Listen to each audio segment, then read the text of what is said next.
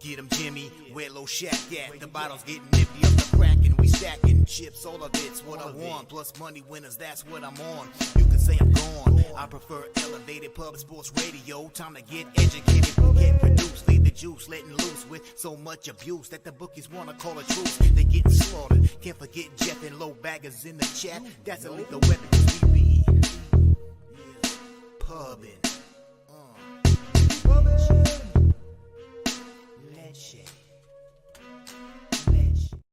Cappers, gamblers, punters, hustlers, low baggers. Happy Wednesday, September 20th to all of you.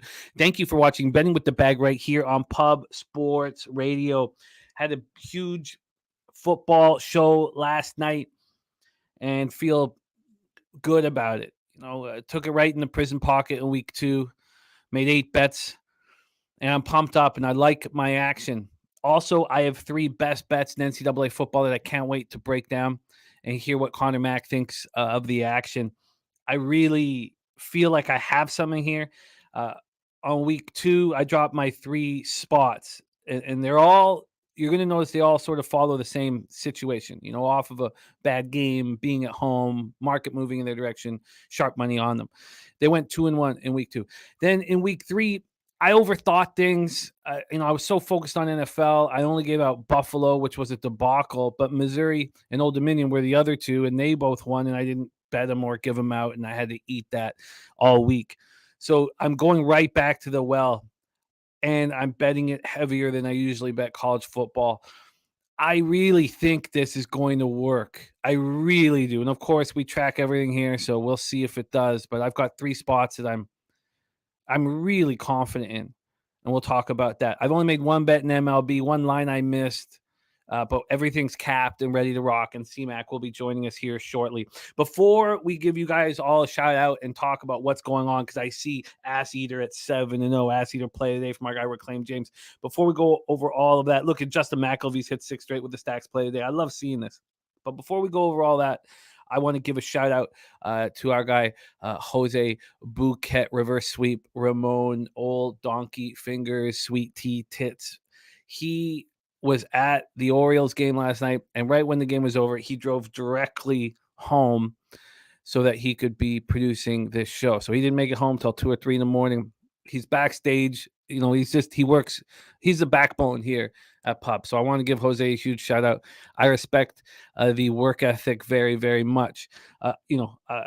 After the NFL show, and it takes time to get your action out, and then you got to make sure that the card is set up perfectly to wake up at 6:45 in the morning. So I know what Jose is going through with a lack of sleep. I got about 3 hours, 45 minutes. But I tell you what, I'm so goddamn pumped up. I'm so pumped up. I can't have what happened last week happen again in NFL, and I'm ready to smash NFL. I'm ready to smash NCAA football, and with your help, I'm ready to I can't say smash MLB. It's been a tough season, dude. It's been a tough season. You guys know when I lag sleep, I emote a little more than I would, but I'm also not going to sit here and say smash MLB when I'm just having such a tough season. But I'm pumped up and I'm ready to rock. And I thank you guys for joining us. Shout out to the Cappers in the chat. There's Justin McElvey in the house. Says, yes, sir. I hope y'all been tailing the ass to play today. I should cash every single morning. Shout out to Reclaim James AOD in the house. There's our guy Reclaim. There's Jedi for Life in the house.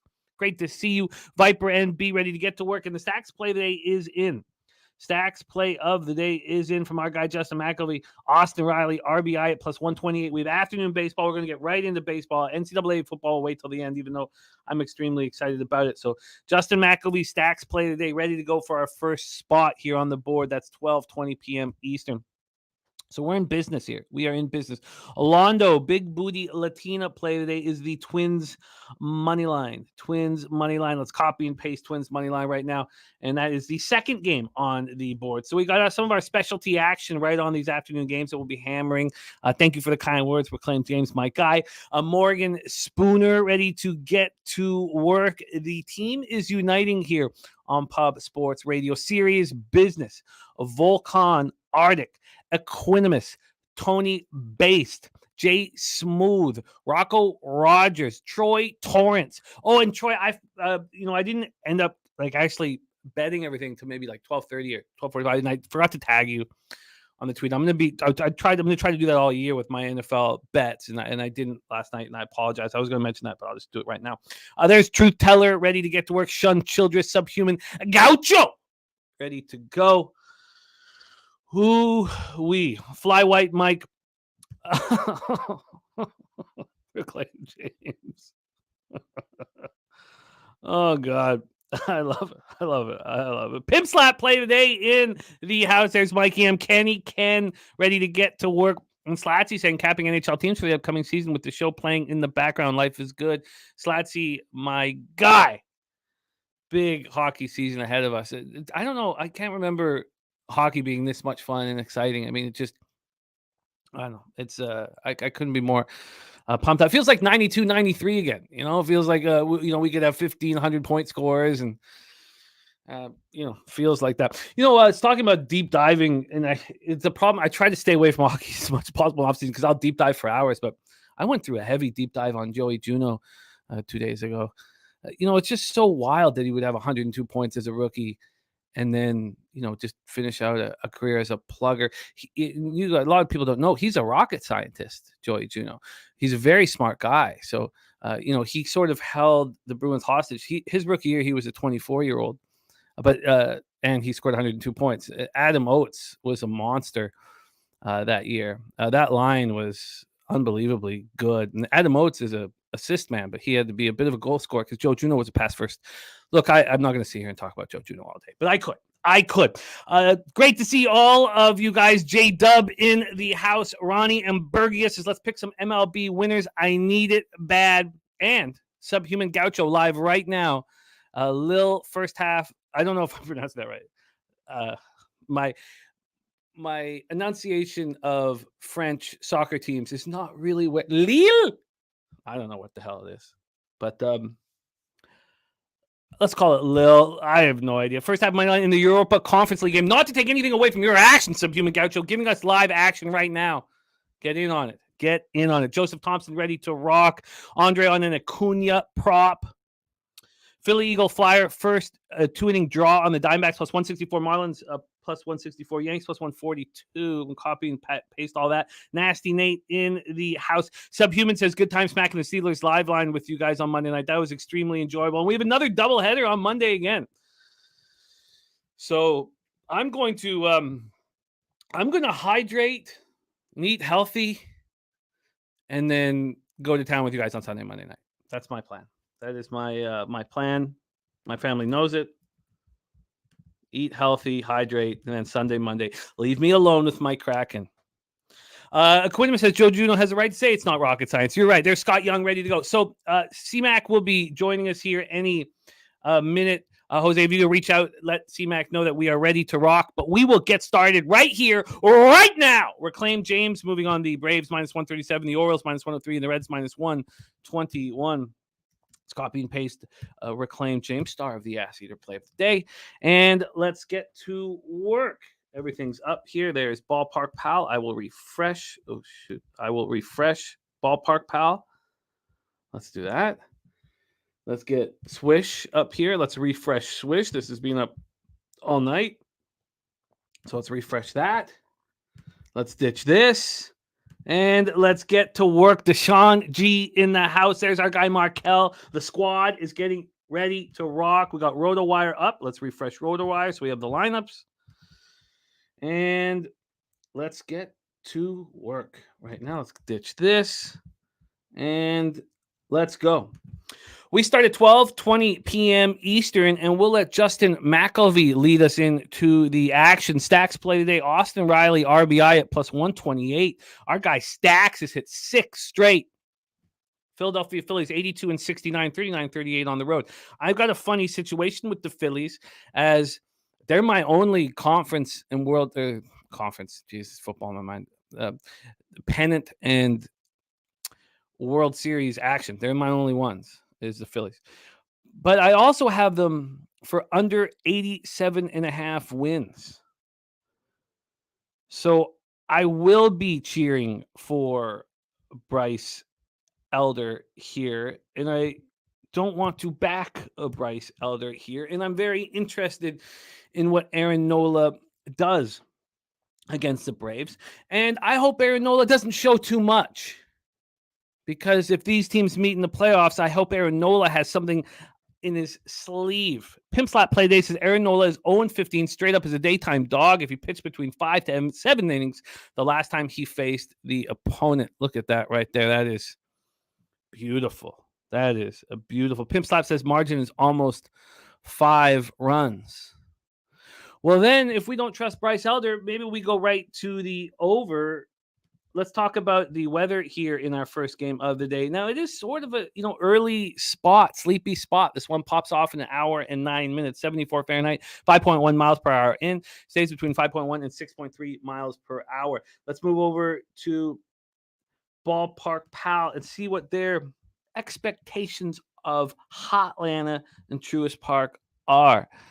We have minus 9% home runs, minus 7% doubles and triples, and minus 7% runs overall. So not an offensive situation here. Jake Burns says, think they can hit Nola. Reclaim James says, Braves not trying to lose to Philly. Raymond Reichart says, I have Braves 19-9 straight up after a win of 6+ and Phillies 5-5 after a loss of 6+. Justin McElvey has the over 9.5 already on his card. So let's move over then to the line history. Got college football up here. God, college football is fun. It is a fun sport to cap, man. Let's move over to the line history here. We will start with the money line. Of course, we will be focusing on what Pinnacle's line movements are. They have opened up the Atlanta Braves at minus 135. And that's exactly where they stand right now, minus 135. But they got up to minus 147 at 8:58 this morning. They got up to minus 149 at 9 this morning. So in the last 2 hours and 12 minutes, we've had 14 cents of buyback on your Philadelphia Phillies. Let's take a look at the total here in this one. From a total scenario, we are sitting at 9.5. 9.5 minus 104 to the under. That has not moved. There has been no movement. So let's move over to batter versus pitcher here. Let me flip that over. Move over to batter versus pitcher and get a better idea of Nola's history against these Braves, because he has a rich one.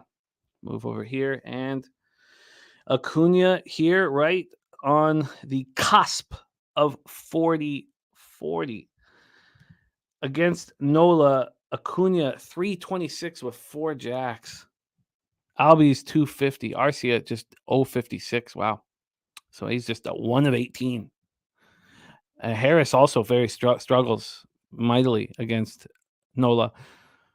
And then Ozuna batting 267. Olsen batting 222. Ozuna has 4 jacks. Riley has 5 jacks. He's hitting 438. Good God. Smash and grab for Riley. Against Elder, they don't have a rich history against them. This lineup has seen him, 13, 16, 19, 20 at-bats. And Marsh 2 for 2. Bohm 1 for 3. So they're 3-4-20 against Elder. That does seem to make a lot of sense to then move on the Braves here. Let's take a look at the cash flow as well.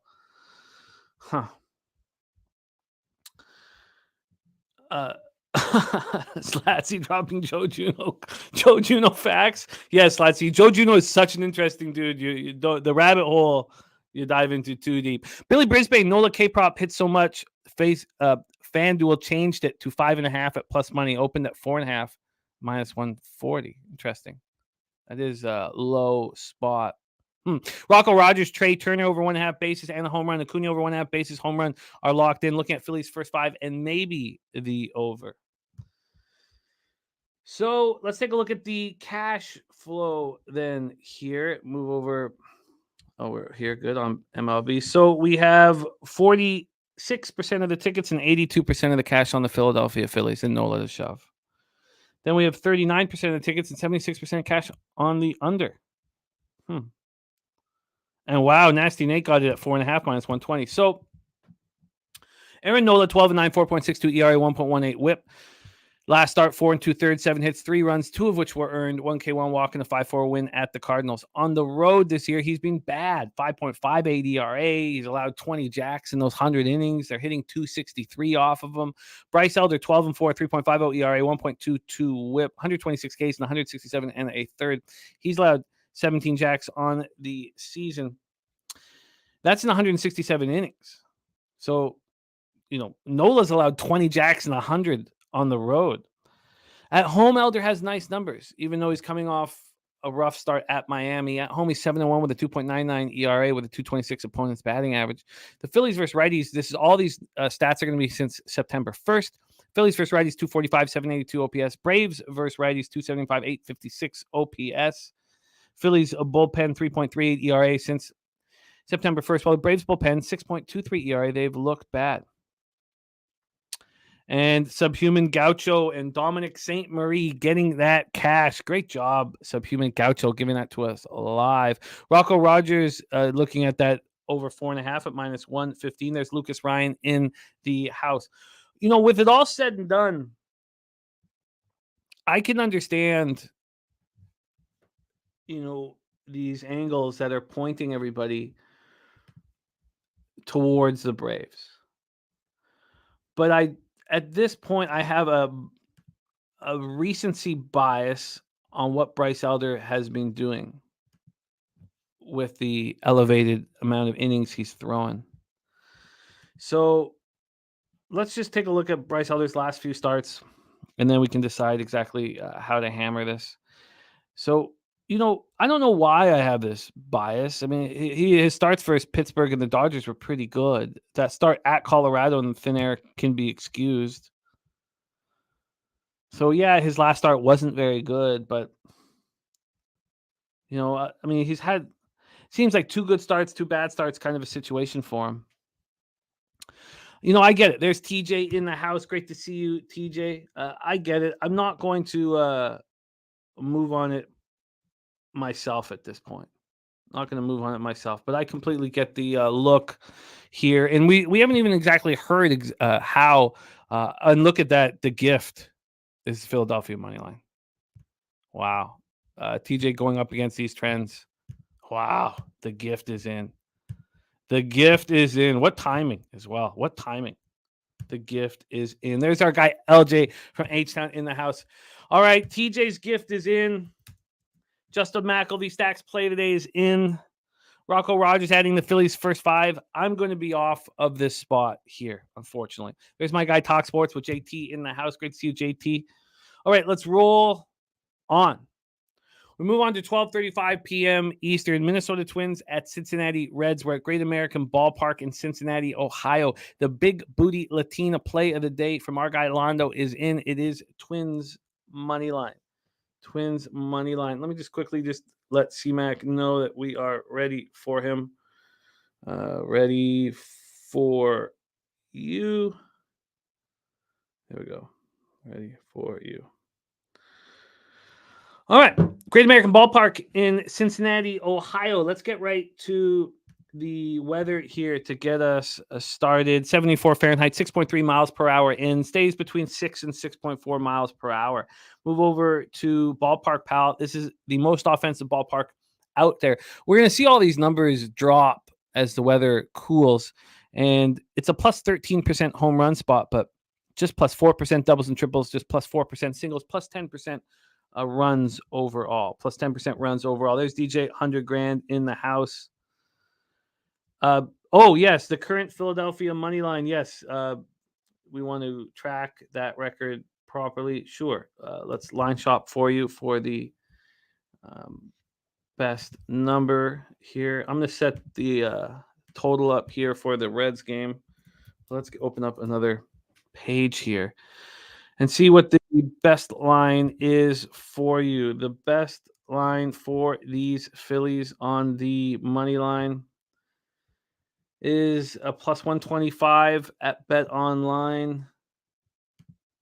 That is it. Plus 125 for the Phillies. The gift play of the day is in, and it is Phillies money line plus 125 locked in.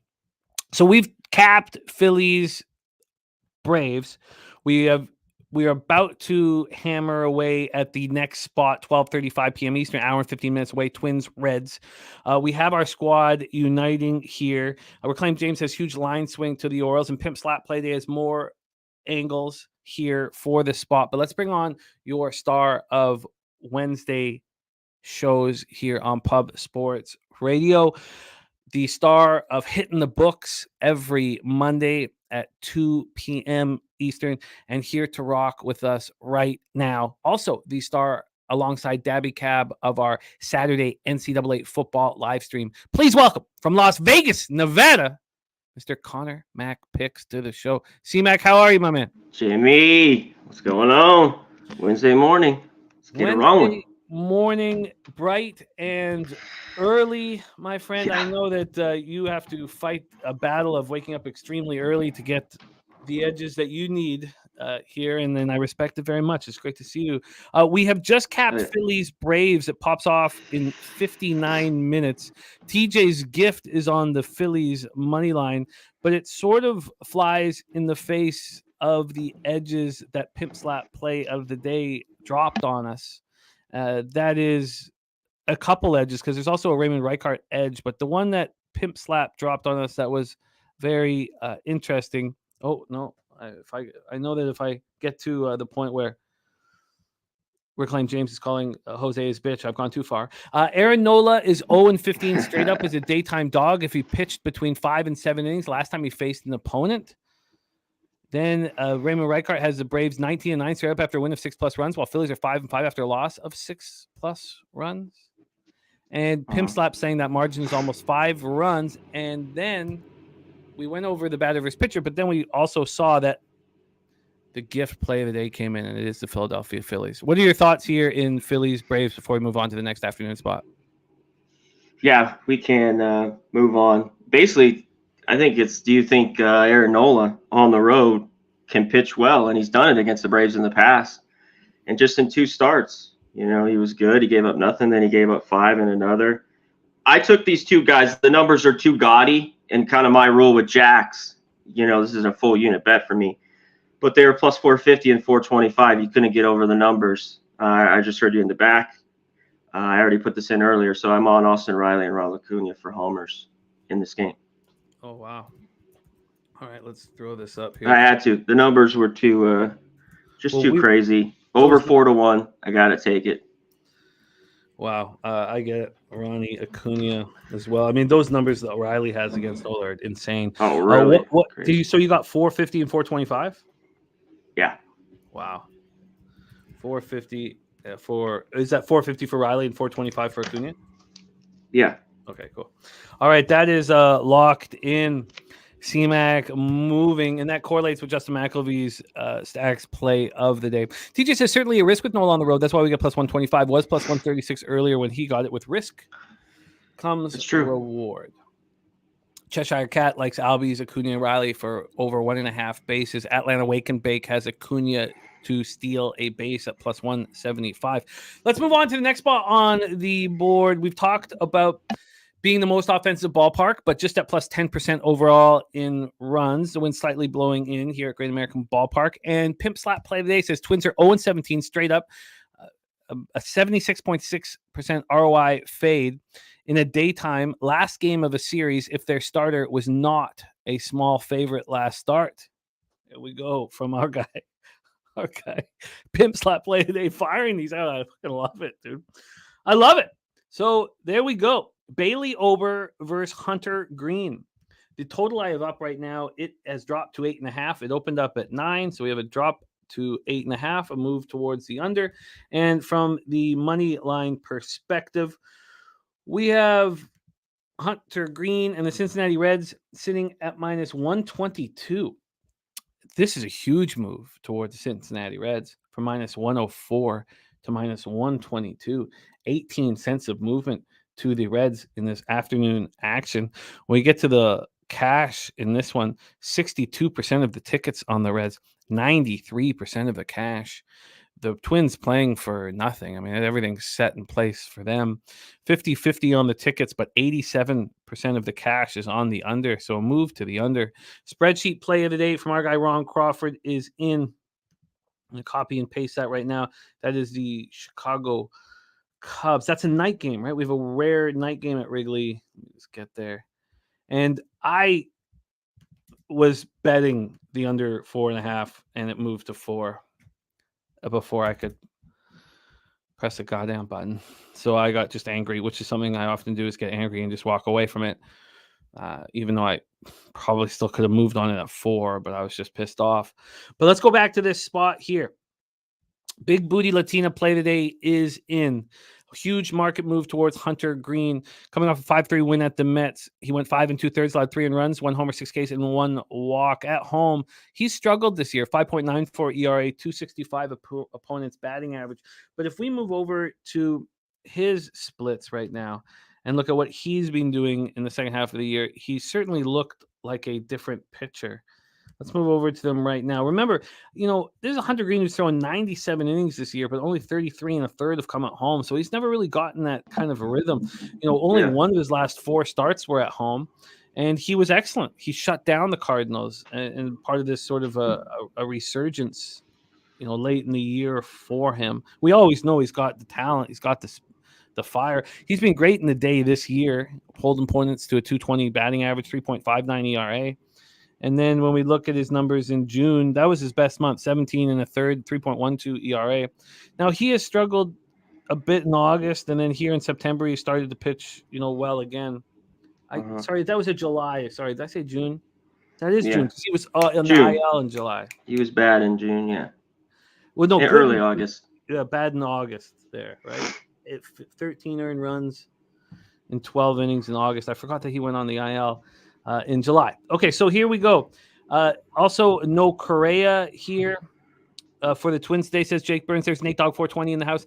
Bailey Ober, 2 earned runs over in his last start, 5 innings, and a 10-2 win at the White Sox. On the road this year, he's been strong all year. 3.53 ERA, 237 opponent's batting average. The Twins have been hitting righties hard, 245, 780 in September. So have the Reds, 247, 50. And both bullpens have been good, especially the Twins bullpen. Nate Dogg leaning to the over 9. This has dropped to 8.5 here at this point. Let's hear what C-Mac has to say about this spot. Take it away. Great American Ballpark, Twinkies, Reds. Yeah, let's get to the total. I like the under in this game. We kind of lost it with there's a couple of these today that just kind of moved too quick before we even got on. I think this is a close game. And a tough problem why it's not crazy is you mentioned Hunter Green was just really awful. Now he's turned it around. He hasn't thrown that many innings all year. You got to that, and his home ERA hasn't been great. The Reds got something to play for. They're still hanging around here. They're 5 games over. We got those 4 teams basically for the last wild card. The bats haven't been great for both these teams. Twins got nothing to play for. I definitely, and I like the Reds sidewise. The only problem is, this was a lean for me. Reds, I might take a -0.5 first 5, plus 115. I wish the sticks were a little bit hotter right now, but those are my leans here and the under. Yeah, it would be nice to get the 9. I'd move on it. And I mean, I see one here at Bet Online, but it's like -130. I bet you I could beat that here at 127. Let me just see. I bet you I could beat that here at Penny. Penny will have the 9. Oh God, no, -129. That's tricky. And then you'd have to. Oh, I guess. Do you have to take the Reds -0.5 on the first 5, or could you just take them on the money line? You could take them on the money line. What is the? Oh yeah, -130 at most of these books. What's Penny hanging for? The Reds first half, they're hanging the -123. That doesn't sound bad. You have a Reds team, like you said, with a lot to play for, and a Twins team with nothing to play for. Why don't we take a look at these lineups here for the Twins? Julian, Polanco, Solano, Kepler, Castro, Farmer, Stevenson, Vasquez, and Taylor. For the Reds, India, Friedel, Steer, Fraley, Encarnacion, Strand, Votto, Marte, Benson, Mae. Just, such a different lineup without Dela Cruz in there. Mm-hmm. And then Luke Maye as a catch, hitting ninth. I mean, what is that, like an automatic out there? Yeah. Huh. Interesting. Those are pretty weak lineups. I mean, I can see why this moved from 9 to 8.5. The win bet still has the 9 at minus 115. Yeah. Wow. Yeah. And then what do we have for a first five? But there's no need to do the first five under. The bullpens are pitching well. As you said, the Reds have so much to play for. So I think the full game under is what should be moved on. Morning game. TJ liking the look on the under. I think this all makes sense. What is sorry, I got my action from Purdue, Kansas, Hawaii here. Let's see what they've got here for the full game under plus 100 at Bet365. So at least there'd be no VIG there. And over at Penny, the full game under 8.5 minus 105. Okay. I'm moving on it. I'm not going to pay for the 9. I'm going to take the under 8.5 with no VIG. God, I would like a 9. Fuck. So it was minus 129. All right, I've got to make that decision here. I'm going to bet it during the show. I've got to decide exactly what I'm going to do. I really want a minus. I don't want a minus 129. It's just not going to work long term here. Philly Eagle Flyer has a lean to the over. Okay. Londo's also on the under 8.5, as well as the Twins money line. That's a big booty play there. Okay. Anything you want to make official here for this game that pops off in an hour and 3 minutes? C-Mac, or do we move on? Yeah, let's move on. 1:05 p.m. Eastern, Chicago White Sox 58-94. Can you believe that record for the White Sox? I mean, good riddance, Ken Williams. 28-49 on the road. Washington Nationals 67-85, 32-44 at home. We're at Nationals Park in Washington, D.C. Let's get right to the line, or the weather, first at Nationals Park. 77 Fahrenheit, 4 miles per hour in. Then it moves left to right. The wind's very mild. Minus 4% homers, plus 7% doubles and triples, plus 3% runs is what Ballpark Pal has here. Pimp Slap Play Today says, Day Gray, love this under. And he says, Michael Kopech is 10-0 under as a dog in the last game of the series. If the total is more than 7, but Kopech is just the opener. I don't think he goes more than. I'd be shocked to see him in the third inning. Schultens is the primary here. And that's what Kopech's been doing. Even his last start was September 3rd. He went 1 2/3 innings. His last appearance was Friday, September 15th, and he went 1 inning and allowed 4 earned runs. So Kopech's been trash, and Schultens has been bad. And then we have Gray, who is pitching very well. And that was a great. We cashed on the under very easily in his last start. He allowed 2 earned runs over 6 1/3. He's not been very good at home, but. Cheshire says Kopech could fuck up this under by himself. He could, but I don't know if he'll be in long enough to do that. Saturated says he got rocked last time out. It was ugly. White Sox versus righties in September, 245, 670 OPS. Nats versus righties, 232, 700 OPS. Neither team is hitting. White Sox bullpen's actually looking a little better in September than it did in August. 4.70 ERA, while the Nats bullpen 3.58 ERA. Let's take a look at the line history here for this one. I've got the first 5 up. It's a minus 130 on the first 5, so you'd have to take them minus a half. Well, you wouldn't have to, obviously, but minus a half. Now we're in plus money. Now we're in the plus money range. Plus 110, around plus 110. We get to the full game money line here for Washington. We are sitting at minus 126. This opened up at minus 119, so we've got 7 cents of movement towards the Nationals. We get over to the total here for this one. We have it's sitting at 9.5 now. Wow. So it's juiced to the over at the other books. Pinnacle has moved it to 9.5. Pinnacle moved it to 9.5 at 7:22 this morning. This opened up juice to the over 9 anyway. So we have a move to the over, and we get over to the cash flow for this one. We have 81% of the tickets and 90% of the cash on the Nationals. That's a lot of money on a shit ball team. 63% of the tickets and 87% cash on the over. Take it away for us here, C-Mac. A bum fight. White Sox, Nationals. This is a bum fight, and I worry. Kopech, like you said, he's just going to go one. And Schulten's, he's been awful. I guess a little bit lately he's been a little bit better. But I like Gray, at least at home in this game. Both offenses not hitting, and that's just gone cold this month. They're down at the bottom. The White Sox are 21st in September. So I like the under. I know it's hold or nose with these two teams, but I think this at 9.5, if I can get, I'll be on the under.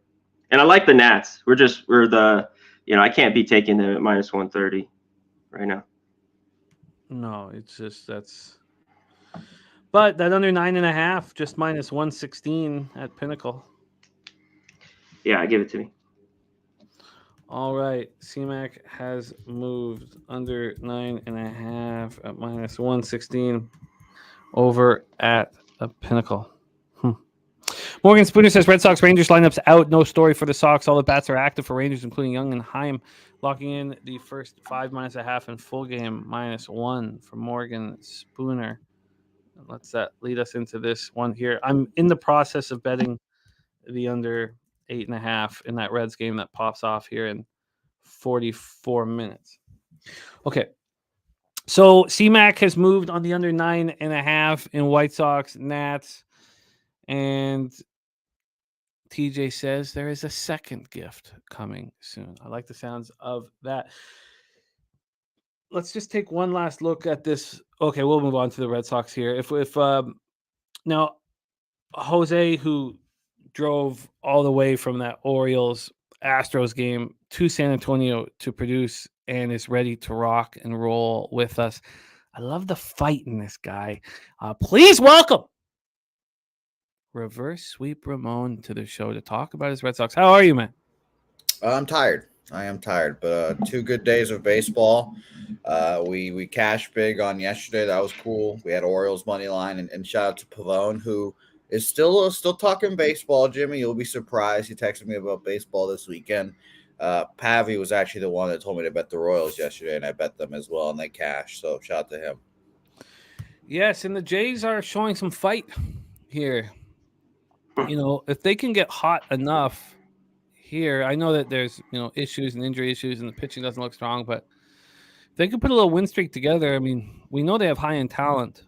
We also know that they're just preparing to break everybody's hearts. But at least they're playing a shit bum organization right now. But weird line in that game too. I would like them to get into the playoffs badly. I'd like them to knock out the Rangers. I mean, if they could get in, and then so that Razor still has hope with his futures, and then you cash your Rangers. What I don't want to have happen is the Mariners get knocked out, though. That would be tragic, yeah. Yeah, so it's kind of a tricky situation here. But we have Rangers, Red Sox here, Globe Life Field in Arlington, Texas. Brian Bayo pitching against John Gray. We know what Jose thinks of Brian Bayo. It's also with the BB initials, but we don't use that term here. This is an adult show, and I don't mean erotic. 12-9, 3.71 ERA, 1.26 WHIP, 148 innings, 127 Ks, 39 walks, 20 homers. He's been good this year. I can't wait to see what he does next year. 6 innings, 4 hits, 3 earned runs, 1 homer, 10 Ks, 1 walk, and a 3-0 loss at the Blues. He pitched very well. He's been very consistent. Home, road, doesn't matter. He's a good pitcher. 3.86 ERA on the road. Going up against John Gray, who has not looked good for, 2.5 months now? Maybe more? On the road, he's got 3.86 ERA, 2.58. If you look at the season as a body of work, he's had a great season. But we know what he's been doing of late. There's Trot Wham in the house. Great to see you, Wham Bam. Last start for John Gray, 3 2/3, 3 earned runs, 1 homer, 3 Ks, 2 walks, and a 12-3 loss to the Guardians. At home, he struggled this year, 4.46 ERA, 276 opponents batting average. He has that one complete game, but other than that, it's been not very good. Red Sox, though, are not hitting. 234, 683 OPS, now 2 games under 500. That win total this year was 76.5. I mean, I'm sure they get there, but I've been watching them not get there of late. Rangers versus righties 257.92. Both bullpens have been bad, especially the Rangers bullpen, 6.39 ERA in September. Let's move over to the line history here. We have a total that is sitting at 8.5 at some books, but Pinnacle has moved it to 9. They've gone from 8.5 to 9. That 8.5 was a juice to the over, and they've moved it to 9. And from a money line, here we go. From a money line standpoint, I'm going to have to move this over. I screwed this up somehow.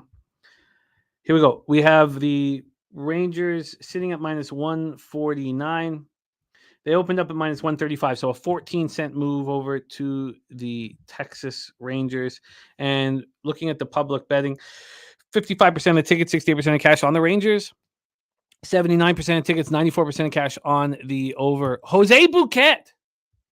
We got JR Swish. We got Jack Rosenblatt in the house. Razor Sharp picks ready to get to work. There's Big Show picks as well.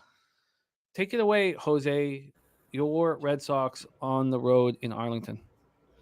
Yeah, it's a tough game, obviously. I don't know. I don't think I'm going to end up moving on it. There's a shitload of money on the over, which is probably where I would lean. 79% of the bets and 94% of the money on the over. I just can't really get there at the end of the day. The Red Sox are kind of in cruise control mode, hoping to get into the offseason already. They've already shut down their best player. It's just one of those things that I just don't expect them to, I don't know, just compete here. So I'd pass this game. I probably lean over just like everyone else, but minus 148, I think it was kind of ridiculous price for the Rangers. So unsurprisingly, if I had to make the bet, it'd be Red Sox and over. Let's see what C-Mac has to say. And shout out to Razor Sharp Picks giving us his full Delaware card. Also, our guy Carlos Marin in Korea says, be careful betting on Hanshin. Already champions can rotate anytime. Nobody wants to bet on Hanshin these days here in Korea. Now, ask you to play today is 7-0. Shout out to that guy for watching the show from Korea. We're not very popular around there, so shout out to you, my man. Well, not with the women, but the men. There's nothing wrong with that. You're not popular. Yeah, that's true. That's actually you. True. You're right. Yeah. Take it away, C-Mac. Rangers, Red Sox. That's good. I lean over in this game as well. It just seems, and it's moving maybe to 9. I'm just going to keep it as a lean. John Gray, the last 2 starts, at home, 2 2/3. He was quick, 3 earned runs. He was out. And then at Cleveland, 3 2/3 and 3 earned. There's a few guys I wanted to touch on. Turner, if you're looking for hitter props, same as Seager. I think Rocco put it in the chat. How can you not take him? I have to go with the Red Sox here. There's just too much value here. I think the best number's 138, plus 138. And I'll go full game. I don't trust, I think they can get to Gray and get to the bullpen. I know the bats haven't been great as of late, but I'm going to take him here. Rangers shouldn't be this price, even at home. So give me the Red Sox. Plus 137 here at Pinnacle. That's the best line on these Boston Red Sox, plus 137. Does that make you want to pull the trigger, Jose? No, I'm too focused on the next game, I guess. Plus 137. Let's roll on to that next game.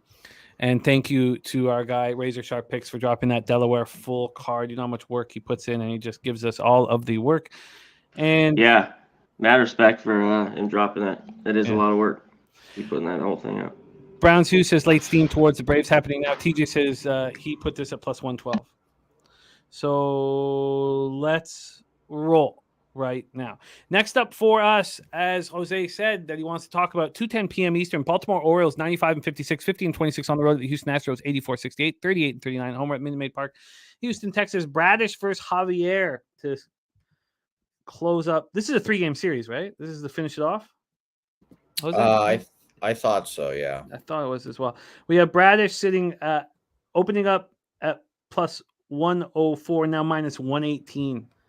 22-cent move to the Orioles to pull out the brooms here.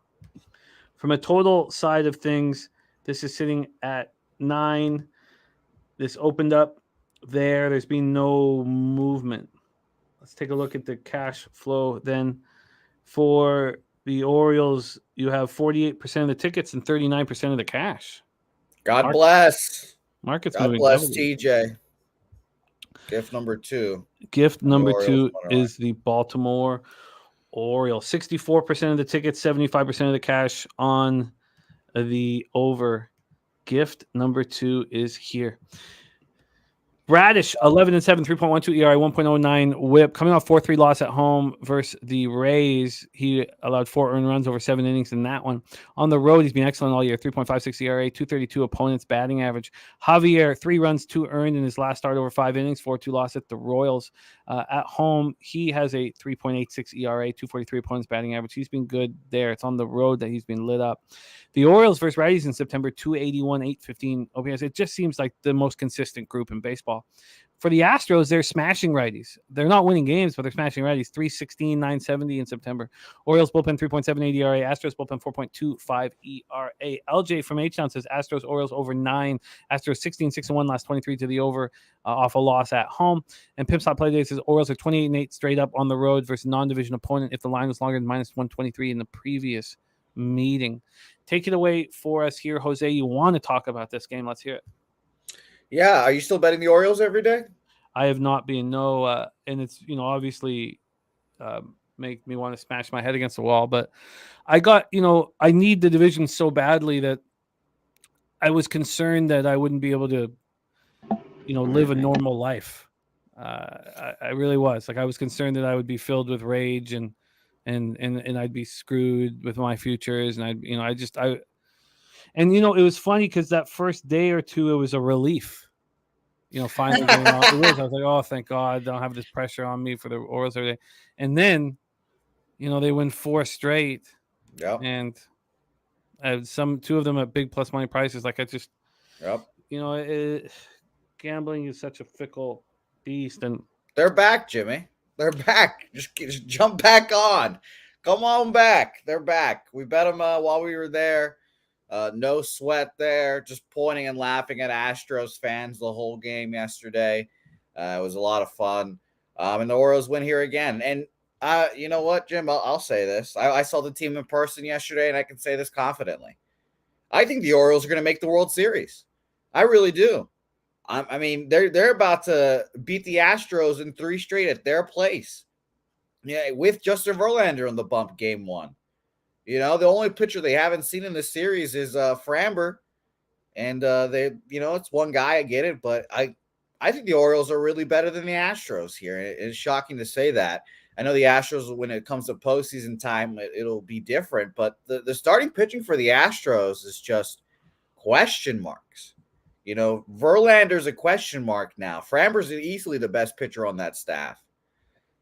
So, and then Christian Javier, I don't think has been good this year at all. So it's really down to who the Orioles play in the DS. I think the Orioles can actually make the World Series, which is shocking. I thought for sure it would be a DS and bounce kind of thing in their first years in the playoffs, but they don't give a fuck. They don't give a fuck. It's crazy to me. I was listening to a show the other day, and they explained the Orioles like this. It's just all these guys are best friends. They've been playing in the minor leagues their entire career. They're all been playing together for their entire, and they're just having a bunch of fun. They don't give a fuck, and they're just kicking back and chilling. And I love this Orioles squad. They even won the day after clinching as well. That was shocking. And if anyone was going to celebrate the most out of clinching a playoff spot, it was obviously going to be the Orioles. A bunch of young guys making the playoffs for the first time in a long time. I think the Orioles are just really, really, really good. We talked about them throughout the whole season. I got ridiculed for saying they were just as good as the Braves early in the season, and now look at them. It's just, they're the real deal James Neal here. And I've taken the money line, obviously. I had to take minus 120 because of Jordan being out and the line moving drastically. I should have bet it earlier, but I still bet it. I think, like I said, minus 122 or something like that. But I was just shocked to see just how good the Orioles are in person. It's just really, really just shocking to see. Like, Gunnar Henderson hits everything so fucking hard. And they'll throw in Heston to go up there, and he'll just hit a casual home run. Ryan O'Hearn hits a home run last night. Austin Hayes hits 2 home runs last night. It's just crazy. It's just crazy to see how the Orioles have just done this. And I have small futures on the Mariners to win the World Series. I got them at a good price when I was in Tennessee, but man, I just really love the Orioles here this season, obviously, and they're going to be a team that I'll probably be backing in the playoffs, which I did not think I was going to say, 2 months ago. Like I said, I thought it was going to be ALDS and out for the Orioles to get their feet wet, but I just think this team is different, honestly. Yeah, I mean, they're not out of the wilderness yet. They're still just 2.5 games up on the Rays, and now they have an easier schedule down the stretch. As I've been saying, for weeks now, the Rays have 7 of the last 10 games against the Blue Jays, who are fighting to get into the playoffs. So, I'm certainly. The problem is that because of the bad season, and I need the Orioles to win the division, so it's been stressful. And then getting off and watching them win 4 straight, it's just like Ugh. Take it away, C-Mac. What are your thoughts here? TJ Gift number 2, Orioles money line. He got him at plus 105. Yeah, that was the number to get it at.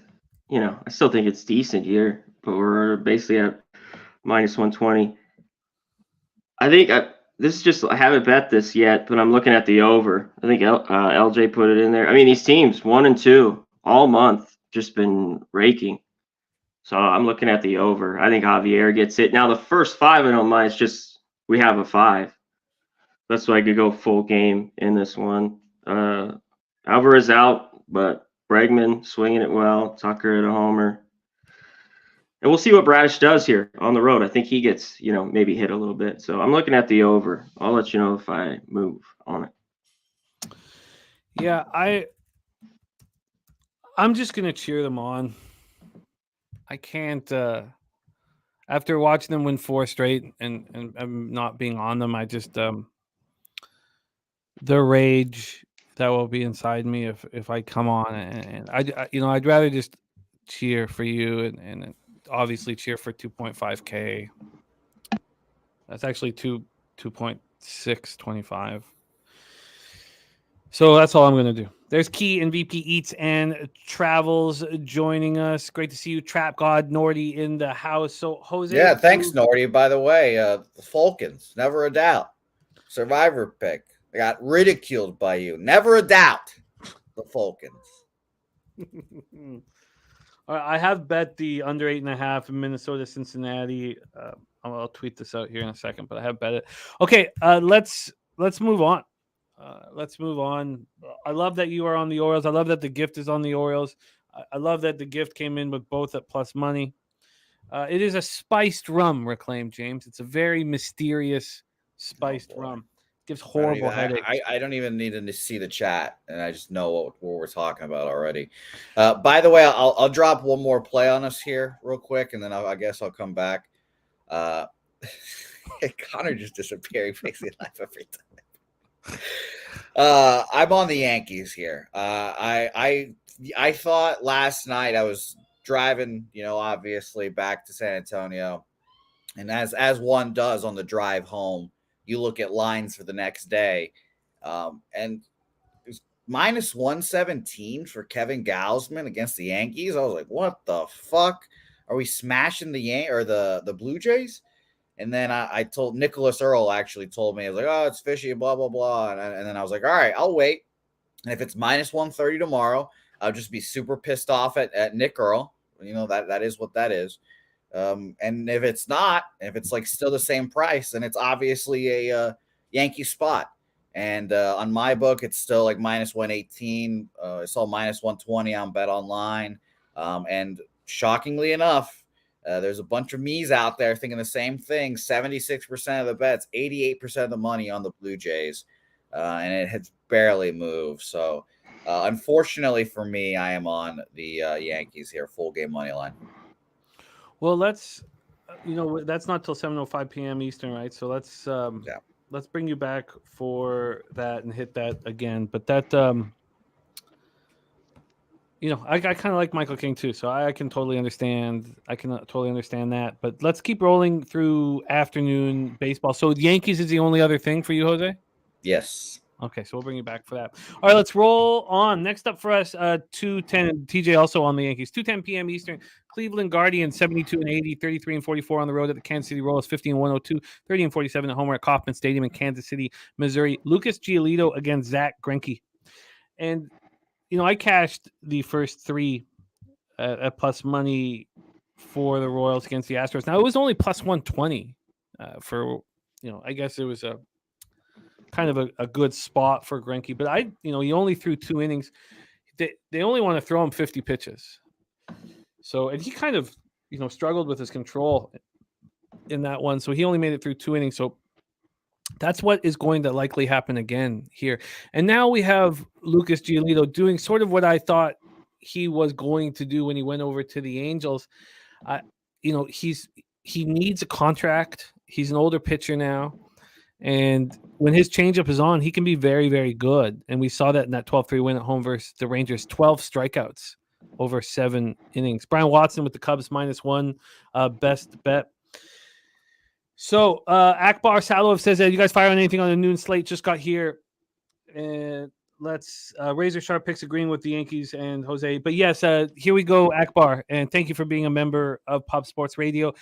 TJ's first gift is the Phillies money line at plus 125.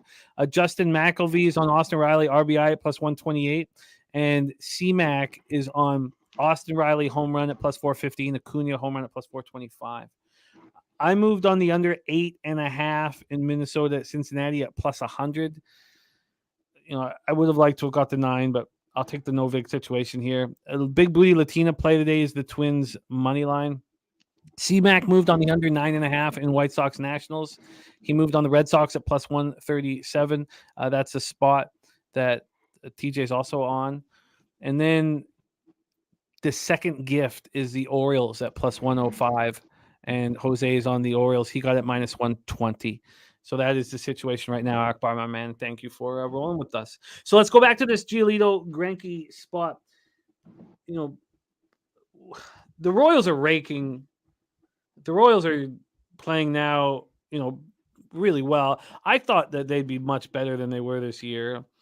I thought I was very wrong. I thought they'd be better than the Detroit Tigers this year, and I just couldn't have been more wrong on that one. Pinnacle has moved this to 8.5. This opened up at 9. They moved it to 8.5 at 8:55 this morning. So we have a move to the under. And from a money line side of things here, we have them sitting at plus 137. They opened up at plus 133. So we really have 4-cent move to the Guardians. We get over to the cash flow here for this spot. We have 50-50 on the tickets, but 67% of cash is on the Royals, but the market's not moving towards them. Then 62% of tickets and 85% cash on the over, and the market's moving towards the under. So, this is a... You have 9s across the board on the total, right? No, Pinnacle's moved it to 8.5. They moved it to 8.5 at 9 in the morning. One of the only books, right? Yeah, nobody seemed to have followed suit, which is wild. Quick look at the weather here with the Royals. 79 Fahrenheit, 7.6 miles per hour, right to left, very slightly out. And when we get to Ballpark Pal, they have Kauffman Stadium, the second highest offensive ballpark on the day, but just plus 5% home runs, plus 5% runs, minus 21% homers, plus 8% doubles and triples, but plus 5% runs. Take it away for us here, C-Mac, Guardians, Royals. Yeah, I'm not going to mess with the total. Both teams, even the Guardians, have scored more runs as of late. So have the Royals. Royals winners of 6 of 7. I think they go get the sweep in this one. One thing with Greinke, you mentioned, don't have this guy go through the lineup twice. That's just it. Keep him just maybe a couple innings in that one. Giolito had one of his best starts, you mentioned, since the Angels now with the Guardians. Going 7 innings, giving up nothing. I think he gets hit, though, here by this Royals team. I want him. I want him again, and I'll take him full game. Here, give me him plus 138, I think is the best number. Let's get that for you here. So you say you see a plus 138 for this spot, and that's a cent better than. Oh no, you're right, plus 138. Bet online too. So, let's lock you in. So CMAC, a lot of I like your card, man. This is a nice card to have. A lot of plus money spots, all plus money spots. Yeah, that's a nice average line to be working with here. A Polo this, Polo that says Cleveland hurt me bad yesterday. Can't put any money on them again until next season. Yeah, Sweaty Butcher. We haven't. We'll figure that out soon because I've been asked about that from a few different people. But we have 83 people in the contest, so I imagine that the top 8 should get paid. We'll start from there. But then we'll see what Jeff wants to do. And Jeff really wants to reward the winner for a huge score. So more than like what a poker tournament would give out to the winner, percentage wise. Guardians, Royals, CMAC on the Royals at plus 138. It's funny. The Guardians have just fallen apart in every conceivable way. I don't think Savali's that good. It didn't seem to me like they were waving a white flag with Savali. I just thought they were getting as much value as they possibly could for him. I thought we had to make this move. But maybe they saw the future and that team wasn't very good. And now their bullpen 5.98 ERA, and Clase is just if he can't locate his off speed, it's just he's so easy to hit. Oh yeah. So I get it, and I get how you think Giolito can't follow up that spectacular start. I get all of this. I'm gonna. I got pops in 2 hours. They're a team I didn't bet at all. Like until this last month, maybe 3 weeks a month, and I've been on them a lot. They've been coming through, so I'm going to roll with them again. That makes sense. I mean, look at what they're hitting. They're against righties right now, 270 with a 791 OPS in September. Yeah, keep rolling Bobby Witt, too. Other guys are swinging it well, too, but he keeps getting it done. All right, let's move on. 3:37 p.m., and the Oakland A's continue to surprise a 21-year-old. Now, he does turn, 22 this month, or October 8th. But a 21-year-old will be starting for the Oakland A's, youngest pitcher to start a game this year. And you wonder if he's ready. 16th round pick out of high school in Lancaster, California, Joe Estes. So let's take a look at who he is. He started the year in AA Midland, 3.28 ERA, 1.10 whip. He was pretty good. 21-year-old went 6-6. He had 100 strikeouts in 104 innings. Then he went up to Vegas, Pacific Coast League, and was 3-0 there, but 5.23 ERA and 1.35 whip. No, those are good numbers for the offense that comes out of Vegas in the Pacific Coast League. So those are fine numbers. Would he be starting for any other team, any other major league team? No, he would not be. But Joey Estes is the starter for these Oakland A's. Let's go into the weather here and see what we are dealing with. First off, in Oakland, 67 Fahrenheit, 5.1 miles per hour to right center. Stays between 5.1 and 6.2 miles per hour. Going over to Ballpark Pal expectations here. Oakland Coliseum, minus 15% home runs, minus 8% overall. That's the third least offensive expectation compared to the mean today. And let's go over to the line history here for the A's. They are sitting, I moved over a bit online, sorry. They are sitting at plus 226.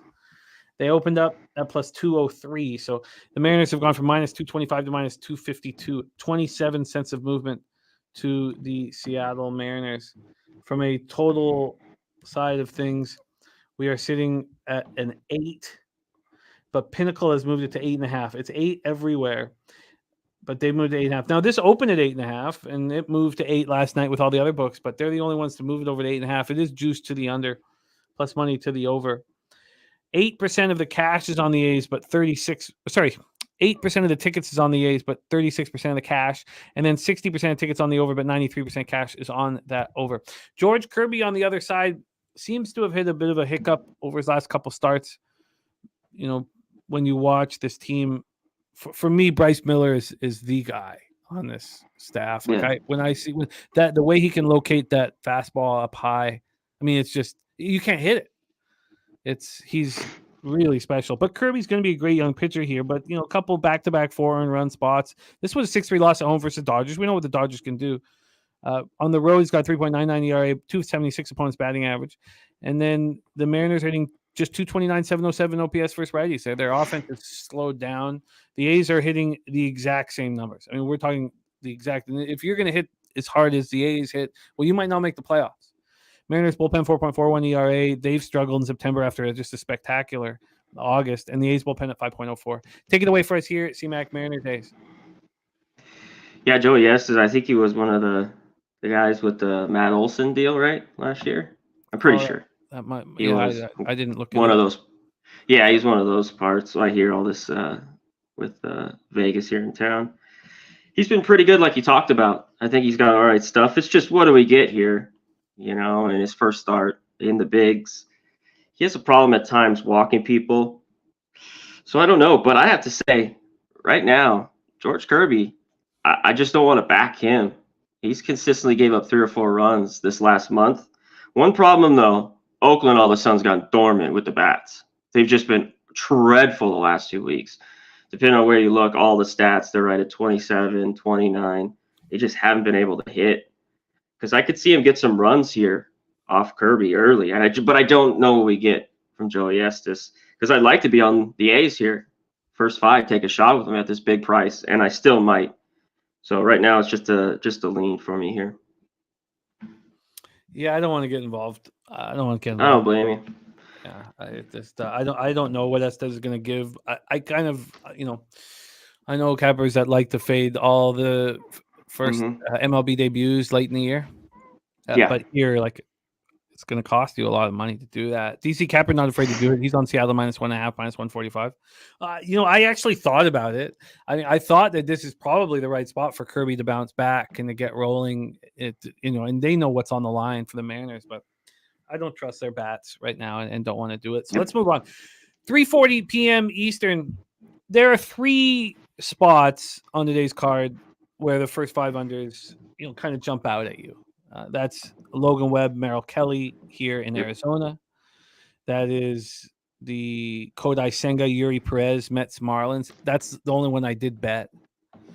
And then the one I had queued up was Keller and Steele in Chicago, but it moved from 4.5 to 4. And I just hadn't pressed the button yet, and I was angry about it. But this one I get, and the total is very low. But maybe we still try to go underneath it. It was so low that I thought, you know what, I'd rather talk it out with everybody before moving on it. Giants 76 and 75, 33 and 43 on the road. Diamondbacks 80 and 72, 42 and 35 at home. We have Logan Webb versus Merrill Kelly. Pimp Slot play of the day, by the way, says George Kirby 6-0 on the run line in the last game of a divisional series. It's a nice angle there. So let's talk about the line history for this one. We'll start with the money line, even though it's just the total that I'm interested in. The Giants have taken 7 cents from -102 to -109. Let's go over to the total then for this spot. And we have it's sitting at 7.5. Now it's 7.5 a -109 to the over. So there's been a 3-cent move to the over at 7.5. But a sharp book, like Bet Chris, which is, bookmaker, they opened it at 8, dropped it to 7.5 with everybody else, and then they just moved it back to 8 20 minutes ago. This is a sharp book, sharp outfit. You want to know what they're doing with the market. And, the respect I have for the anonymous gambler at my bookie and what he's done over there, I'm always curious to see what he's doing with this. And he opened this up at 8, and unbelievably, this started getting hammered to the over at my bookie. This moved 9 cents to the over, and then at 10:30 they moved this to 8.5. Now it's back at 7.5, but I find that absolutely fascinating. Absolutely fascinating. Pimp Slot Play Today says Diamondbacks are 8-2 straight up at home if they won the previous game off a divisional series. Logan Webb 0-10 straight up versus a divisional team if the Giants lost the previous matchup, line between -175 plus 145. And Merrill Kelly 21-2 to the under at home in a divisional start after he had 77 to 101 pitches last start. So here we go. Logan Webb Merle Kelly. Let's take a look at the cash for this one. We have 52% of the tickets and 87% of cash on the over. That's fascinating, and I guess it does explain a little bit as to why Bet Chris has moved this to 8, because that kind of comes out of a little bit, feels like it's coming out of left field a little bit. And then we have 45% of the tickets and 56% cash on the San Francisco Giants. Logan Webb coming off a beautiful start in the thin air, Colorado. It was a 3-2 loss because, sometimes those sticks don't come through for the Giants, even though their numbers in September are fine. 8 innings, 4 hits, 1 earned run, 6 Ks, no walks. On the road, 4.30 ERA, 259 points batting average. Merle Kelly, 3.45 ERA, 1.21 whip on the year. Coming off getting lit up and smoked at the Mets. 7 earned runs over 5 innings. It was ugly. At home, he started 2.81 ERA and a 186 opponent's batting average, and he's a great guy to back for a bounce back spot. Great to see you, Jacqueline. Thank you for joining us. Giants versus Reds, 256, 774 OPS in September, while the Diamondbacks are not hitting 223, 672. The Giants bullpen, 4.27 ERA, while the Diamondbacks bullpen in September has been best in the league, or close to. Not the best, but very close to. Take it away for us here, C-Mac. Giants, Diamondbacks. Yeah, if I were to get involved in this game, it would be the D-backs. I just don't trust them right now. I don't think they're playing very good baseball. They are hanging around. They did have that good set against the Cubs, I think, where they swept them. It's been the bats you just mentioned. I just don't love it. But this is the spot for Merrill Kelly. We know how his dominance at home, 2.8 ERA. He gets shelled in New York, 7 earned on the road. He comes back, and I think he pitches well. So, I agree here. It's D-backs or nothing in this one. And I think Webb's all right. These are two guys. If you want to fade him, it is on the road. He's been pretty good this year, and he's a very good pitcher. So I see, another tight one, but I'd have to lean D-backs here. This is just wild. So the 3.5 has moved to 4. I didn't realize it did this. I looked at this earlier. I saw that it was so juiced to the over, but this has moved to 4. Since it's moved to 4, it's taken 3 cents to the over from plus 106 to plus 103. But it's at 4 at some spots here, like Bovada, which is minus 105 to the. It's at 4 at minus 110. I bet, Chris. Why would that be? That doesn't really make sense to me. It's enough for me to think, well, who's going to get touched here? And then you think that, well, it'll be Logan Webb. The pimp slap play of the day is the Arizona Diamondbacks from our Mikey M. That look makes sense to me. Mm-hmm. Let's take one last look at that money line here. So again, on the cash flow, 55% of tickets, 44% cash on the Diamondbacks. And we've seen this. Oh, God, sorry. Do I have this? My bad. Sorry, let me make sure I have this set up properly. Here we go. We have. Sorry, I got to move over to money line. God, I'm just not thinking straight. Lack of sleep hurting me here. We have. It's sitting at plus 101. It's just a strange 7-cent move to the Giants. I completely get it. I'm not going to move on it, though. And I think I'm probably leaving money on the table. Vincent Contreras, like in the over more. Some people do out here, and I get it. This is the kind of spot that I want to back. Do we consider Merle Kelly an elite pitcher in Major League Baseball, right? And this is a bounce back spot for him. Yeah, at home. At home, yeah. Let's just, before I leave this alone, let's just take a look at what he's done off of bad starts very quickly. And he's been good. That last one in LA, he got shelled August 29th. He bounced back at home against the Rockies. I remember that. 12 Ks. Wow. 7 innings. He just seems like that kind of guy, It just For seems sure. like that kind of guy. So, you're talking about that 7 runs he allowed against LA. Then he had 2 great starts back to back. How about June against the Giants? Yeah, he gives a 5 at San Francisco. He comes back. He gives perfect up 1. example. At home against the Cardinals, it's a perfect example.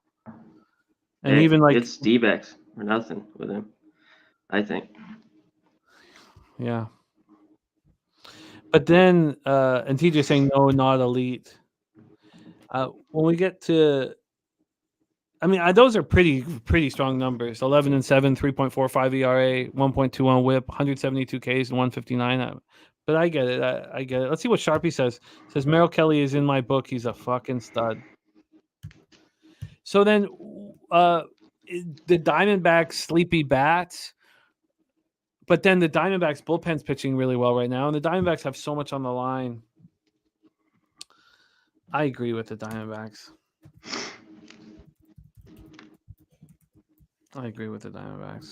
I got to. DC Capper on the under 7.5 in this one. All right, I agree with the pimp slot play today here. It doesn't fully correlate with the market, but it does with that bounce back opportunity. I mean, the opponent's hitting 186 off of him at home. Okay. TJ says Kelly at home as a dog is a bet, but I don't think he's elite. He is in the NOLA area code. I feel you. All right, let's roll on. So, but that at this point looks like the only for sure addition that I have on my card, because I hesitantly let go of the Orioles, and then I already bet that 8.5 in Minnesota, Cincinnati. So,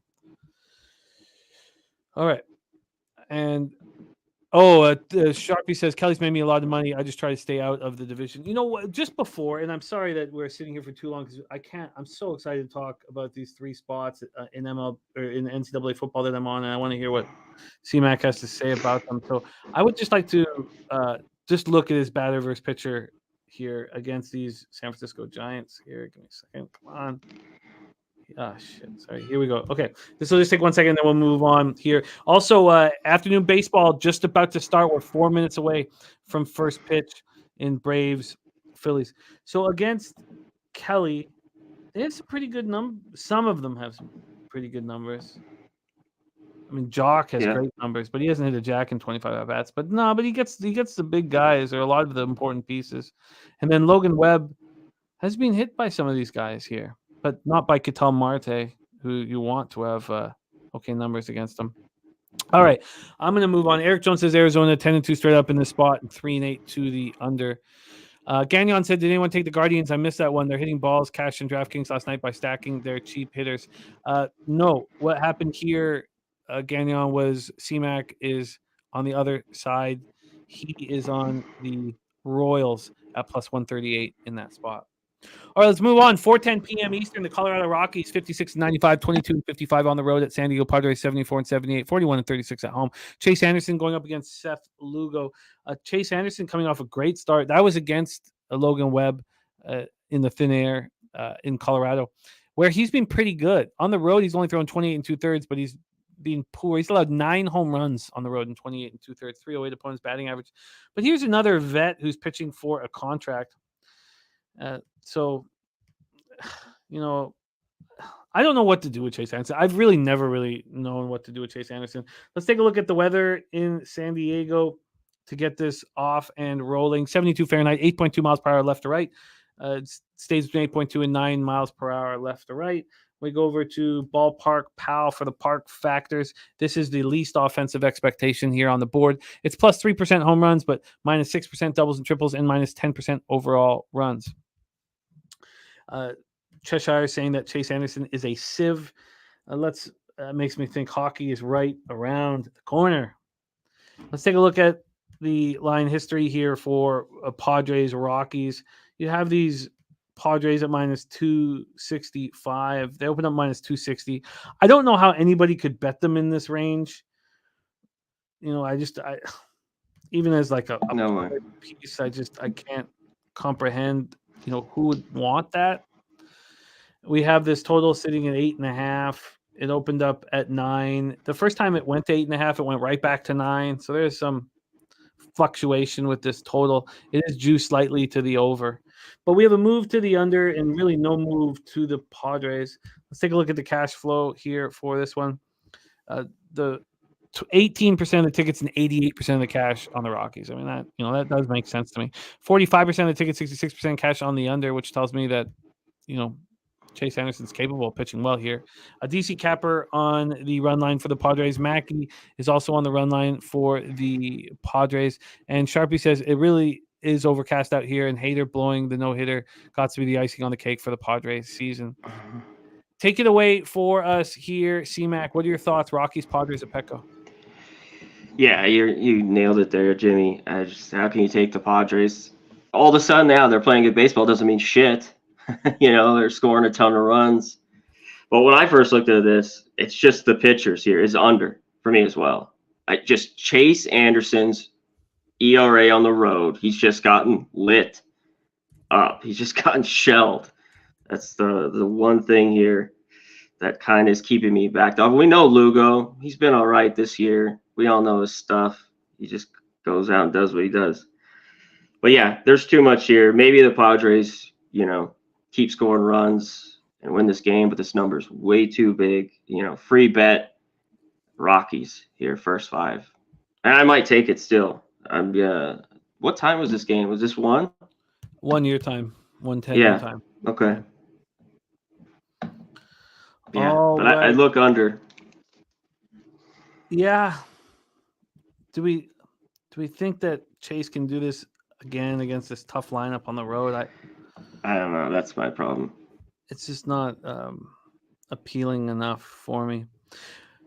But I get it. And C-Max, who's on the Red Sox full game, is actions correlated with our guy, Gifted Cartel. His play today, Red Sox first 5 plus a half. Okay. Let's roll on from here.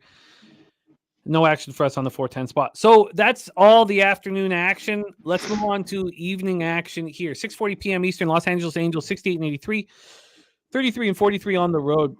Amazing that they're 15 games under 500. The Angels season win total under is the gift that keeps giving. Tampa Bay Rays 93-59, 51-25 at home. Tropicana Field in St. Petersburg, Florida. Reed Detmer is going up against Aaron Savali, who really hasn't looked that good, although that was a big win he had at the Orioles. That's when he went up against Kyle Bradish in his last start. Only made it through 5 innings, allowed 300 runs to Jackson, 8 Ks. Ronnie and Burgess, his great article in The Athletic today about the Padres' woes in 2023. All right, Tropicana and St. Pete, Detmers versus Savali. Let's take a look at the line history. And this is for the Oriole bettors. I mean, the Rays just keep the pressure on the Orioles. So the Orioles know that they got to win every day. That's going to keep them sharp. Yeah. And, I didn't know what to expect after the Rays went up 2-0 in that series. And obviously staying off was the mistake. But I thought the whole time, I was like, well, if we can just get through this Rays and Astros, then smash them against the Guardians. Now, maybe the numbers are going to be insane and huge favorites, but the pressure is still on them. I think they keep winning. But let's go over here. First off, for the total here, looks like Pinnacle just moved this to 8.5. No, they moved it an hour ago. But this opened up at 7.5. We've moved a full run now to the over in this total. A full run. Let's go over to the money line history for this one. We're sitting with the Rays at minus 216. Let's open up at minus 209. So let's move 7 cents in their direction. And go over to the cash flow for Rays Angels. You have 6% of the tickets on the Angels with 21% of the cash. Then 42% of the tickets on the under and 61% of cash. But this has gone up a full run. Detmer is 4.77 ERA, 1.37 whip. Coming off a really nice performance at the Mariners. He went 7 strong, allowed just 3 earned runs, 7 Ks, no walks. He struggled a bit on the road. He's been sort of if the Angels can be bet on, he's been sort of a bet on at home, but 5.40 on the road, ERA, 242 opponents batting average. And then Savali hasn't been great, but the Angels just aren't hitting at all. The Rays are smashing lefties, 288, 71 OPS in September. Angels are hitting just 206, 651 for righties. And we've seen this bullpen. I mean, it's absolutely lights out, and Fairbanks is, for my money, the best closer in the league. And the Angels bullpen's trash. So I see some people moving on the Rays on the run line. Ronnie and Bergie going back to the well. Mackey is on Savali to get 6 or more Ks. DC Capper is on the over. He's also on the Rays minus 1.5. Derek Wright's on the Rays minus 2. What are you doing here, C-Mac, Angels, Rays? Yeah, you have to just look at the Rays here, run line, or even their team total. Detmers has pitched well. We all know his problems in the past on the road, but he's been excellent this last month. And the Angels, you mentioned, we were going through like the A's have been bad. This team just keeps losing and losing, dead last. I mean, and look at this lineup. This is about as ugly as it gets with the guys that they have right now. So this one's short for me. It's just a raise or pass spot. And are they too And expensive? I want to look for a dog, in any, how I look, but the Angels aren't to be bet right now. They're just losing baseball games, disinterested. So I can't be on them. No, but it wouldn't shock me if Reed Detmers pitched decent here. Yeah, what I mean, they haven't seen him, really. Both teams haven't seen, What was it? His numbers again? 0-15. Wow. Only a few at bats, but all these guys are over. What do you have? One start? Last year. I would definitely Akbar, and I wish I had have bet that. I would have taken the 9 at -118. It was -129 for me if I wanted it. I'm on the 8.5. Okay, let's move on. For those of you looking at live action, let's get the game up on the board here. So Reds Twinkies going to start here in I think 10 minutes, but Phillies Braves have started. You have runners on first and third with none out. Oh, look at that, squashed. Double play. God, he's good. Hobbies is really good. All right, that was a quick squash. The Phillies hope, but still runner on third. So let's move on here. We move on to 6:40 p.m. Eastern, New York Mets and Miami Marlins. So this was the only bet I made this morning. I can't remember what exactly did I get again. I got first 5 under 4 at -120 in Senga Perez. This was not the only under that I liked. It just Senga unders have not always treated me very well, and it wasn't his fault that I lost in the last one. But right now, this is moved 5 cents since I bet it, so the under 4 is now -125 at Bet365.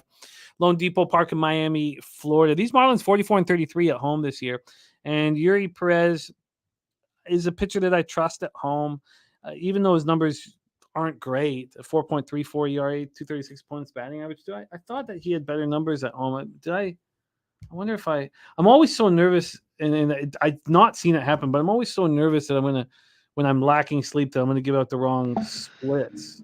Perez has been great at home. Yeah, that's what I thought. It's like, this has probably happened now. I think that I gave out the wrong splits. Because at home, I did. At home, 42 2/3, 3-1, 1.69 ERA. So it happened. Finally caught myself with it. 55 strikeouts, 10 walks. He's only allowed 5 jacks over 42 2/3 with a 184 opponent's batting average. I just I like him. I like him at home. He's coming off that 4-2 loss at the Brewers. He got touched up for 3 runs over 4 2/3, but it looked like there was a point in the season where he'd hit his innings limit. He's bounced back from that. And Kodai Senga is just pitching very well. Now, I know a lot of cappers just want him at home where he's lights out, but I think he can get through this Marlins lineup, which is hitting pretty well. Both these lineups are hitting pretty well versus righties in September. But I just like these two, and I moved on it.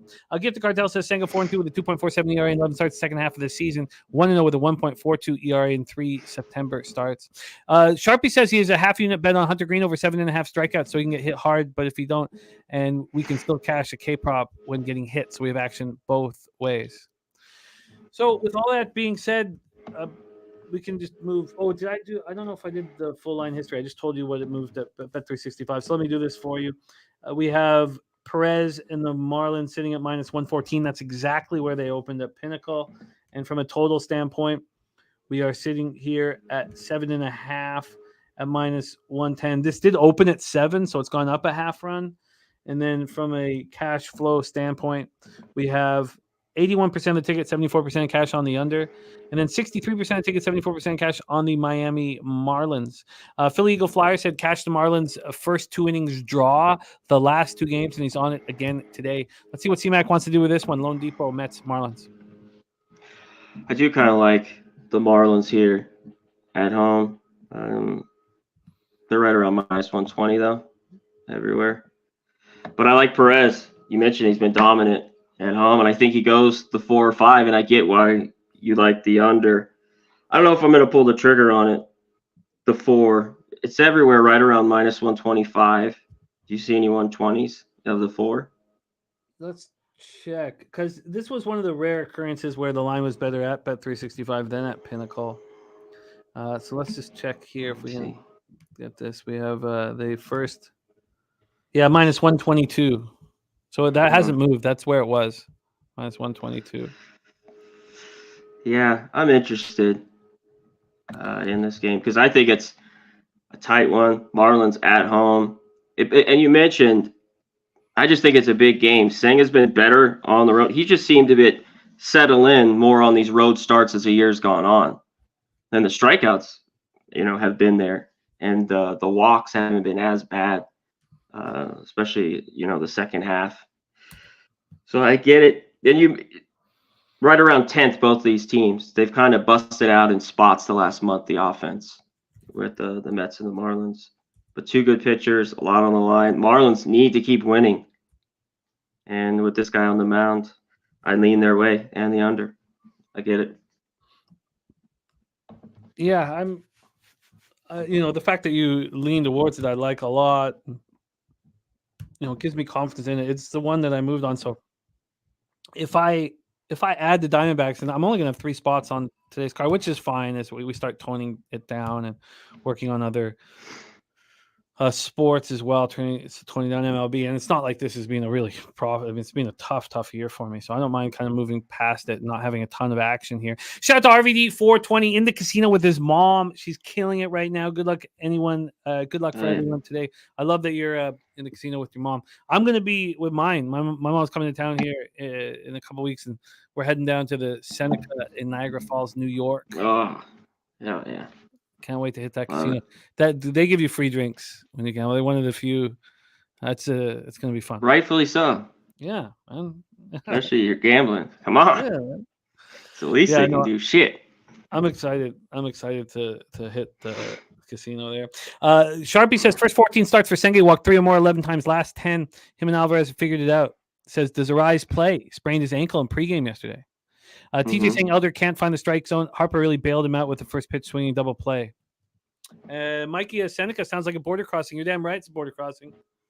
Damn right. Okay, let's roll on. Tough for Gift Card. I said I had 6-game parlay man MLB yesterday. One game I was waiting on was Tigers money line. Fell asleep. The Tigers were in the lead. Woke up and they lost the game.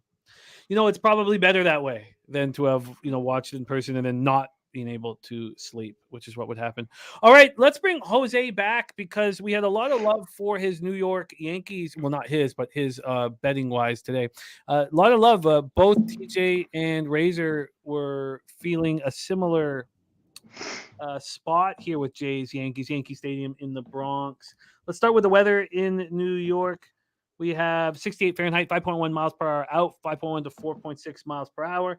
Let's move to the Ballpark Pal and see what their thoughts are of Yankee Stadium. Plus 11% home runs, minus 11% doubles, triples, minus 3% overall runs. Justin McAvee says Yankees money line is on his card. So let's take a look at the line history then for this Yankees spot. We have Michael King and the Yankees sitting at plus 111 at Pinnacle. They open up at plus 107, so 4 cents of movement towards the Blue Jays. And from a total standpoint, we are sitting here at 7. That's 7. Now, it's not a real 7. That's minus 120 to the over and plus 107 to the under. It's not a real 7.5 either. So, I mean, it's just somewhere in between that. And then we'll go take a look at the cash flow to set this Yankee spot up. We have 74% of tickets, 75% of cash on the Toronto Blue Jays, 43% of tickets, 67% of cash on the under. And Sharpie says you may want to tune into the Balking Ted as the Brinks truck is being backed up for this game. Rand said, why would you bet the Yanks, the Jays? Why would you bet the Yanks are the Jays resting starters? No, the Jays are not resting starters here. They're in the thick of the playoff race. Gossman, 11-9, 3.40 ERA, 1.20 whip, 222 strikeouts in the year. He's been a lifesaver for this squad. And still 75% of tickets on the Jays and the line not moving. I'm sure that appeals to gamblers. Gausman coming off a 9-2 loss at home versus the Rangers. He didn't look very good. 4 runs over 4 2/3. He's been strong on the road all year. 3.52 ERA, 245 points batting average. And Michael King, he looks good. There was a 5-0 loss at the Red Sox, but it wasn't on him. 8 strikeouts and 4 2/3, allowed 1 earned run. He's been strong at home, 3.66 ERA. It's not quite as good as he's been on the road, but Jays versus righties in September, 244, 783 OPS. Yankees just not hitting, 204, 647. But the Jays bullpen is vulnerable, 5.06 ERA in September, while the Yankees bullpen 3.49 ERA. Kelly McInnes is on the Jays money line and -1.5. Jose, talk to us about your interest in the Yankees. Yeah, this is just a ridiculous line. Kevin Gausman gets lined at like -150, -170 like all year. And now you're going to go to the Yankees and only -120. That just didn't make sense to me. And we mentioned earlier off the top of the show, it was -117 last night. I was going to bet it, and then I waited, and then I decided, all right, if I wake up and this line's still the same, I'm going to bet the Yankees. And it basically is the same. There's a shitload of money on the Blue Jays. It just feels like a classic trap for books. Everyone bet the Blue Jays. They need this game, et cetera, et cetera. But Jimmy, you've mentioned it several times before. This Blue Jays team is not trustworthy. They're led by a bunch of rich kids, and you just can't trust them. So I'll bet the Yankees. I don't care if they're trying or not. I think they're going to win this game. The real question is if I was going to take first 5 and full game, and I think I'll just probably end up just taking full game. But I do like the Yankees today. Sharpie's saying we have a rare occurrence happening today with Gausman on extra days rest. His career velocity is 3 miles per hour higher than normal. Expect him to be around 97 on his fastball today. Real Deal Prime saying Vlad is heating up. Let's hear what CMAC has to say about this huge game for the Blue Jays. The season win total I've given up on so many times, and then they pull me back in like the dicks that they are. I still don't think I'll hit it. We have 11 games left in the year, and they need to go 8-3, and they have all those games against the Rays. So I'm certain, I'm pretty sure I'm not going to cash it. Take it away for us here, CMAC, Jays, Yankees. Yeah, I do think Gausman, kind of bounces back from that last start in Texas at home, but he had 6 walks. He looked awful in that. I was watching it. I think he's better. I think this is low scoring. I think King's good. And the Yankees have, instead of going, they're letting him go a little bit here, 4 or 5 innings. So I think he does that again. He's been excellent. So I lean the under. And sidewise, I'd have to look at the Yankees. And I want to watch this line because I think it might start coming down for the Jays as the day goes on. All the money on the Jays in this, I think this is going to keep creeping lower and lower. Maybe this is just an under waiting to happen, and we can stay away from that Jays bullpen. Is it just too low of a Jose? Did you look at the under? I did not. I have not been betting many totals recently for whatever reason. If you think the Yankees are going to win this game, and the line definitely tells me that they're going to win this game, you'd expect Michael King to have a good start here. Because the offense of the Yankees, obviously, I don't think is going to be there because, 1, Kevin Gausman's really good, and 2, Sharpie's completely right when it comes to Gausman off those rest starts. I remember early in the season, the Blue Jays broadcast was showing those stats. Like, he's just so much better with that 1 extra day. So I do like the under, but I'm not going to bet it. It's so low. That 3.5 first 5 is so low. What do you think about it, C-Mac? Yeah, I just don't want the 3.5. Yeah, it's just too low. It's just too low. It's with those first 5, the 4's been really important for me. There's just been those times in the playoffs and in years past where 2 dominant pitchers, I could bet those 3.5s, but not much this year. Yeah. No, I feel you. Jose, what did you get on the Yankees? I believe I got plus 108 with my local. And shout out to me. I go back and forth between like three books basically. Our friends at Bet Online and Bovada. And then I have a local here, which I fucking hate gambling with. That's the worst. Giving your money to a local is the worst feeling in gambling. I'll tell you that. But I've been up on them in the last few weeks, and we just keep trying to. Once you're up on the local, you just got to keep piling and piling and piling until you can fucking put his ass in the dirt. So I think I got him at plus 108. And then, some people have friendly, nice relationships with their bookie. Your guy Greg, you and him are, I'm sure, best buddies. But I want to bankrupt my bookie. He opened up a food truck. I want to take that food truck from him. I want him to not be able to feed his children anymore. So that's how that goes. That's a good edge to have. There's no doubt about that. That will help. That will help taking them to the cleaners.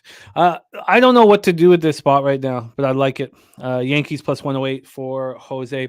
We're going to move on. 7:40 p.m. Eastern. This is the one that got away. And, it's just the Wednesday shows have been tricky since the start of NFL because all my energy on, Monday, Tuesday is going into the NFL. And then this is the one that got away. Mitch Keller and Justin Steele. Helen Mitch Keller has been really, really good to us this year.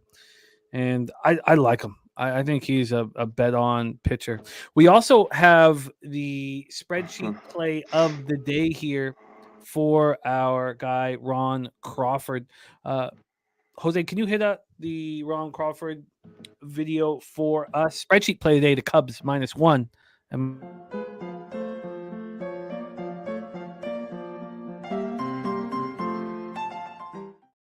let's move over to the line history here for this one.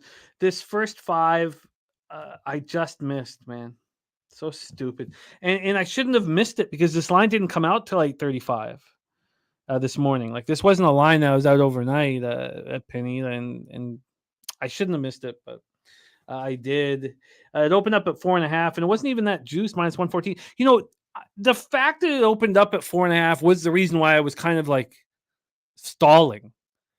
I was like, God, that seems a little high. Isn't that a number that you'd put out where everybody would hammer the under? And so that was part of the reason why I missed it, because I did some extra research instead of just hammering it right away. But now this under 4 got moved to -116, 11:39. But 4 minutes ago there was a 5-cent move to the over at 4.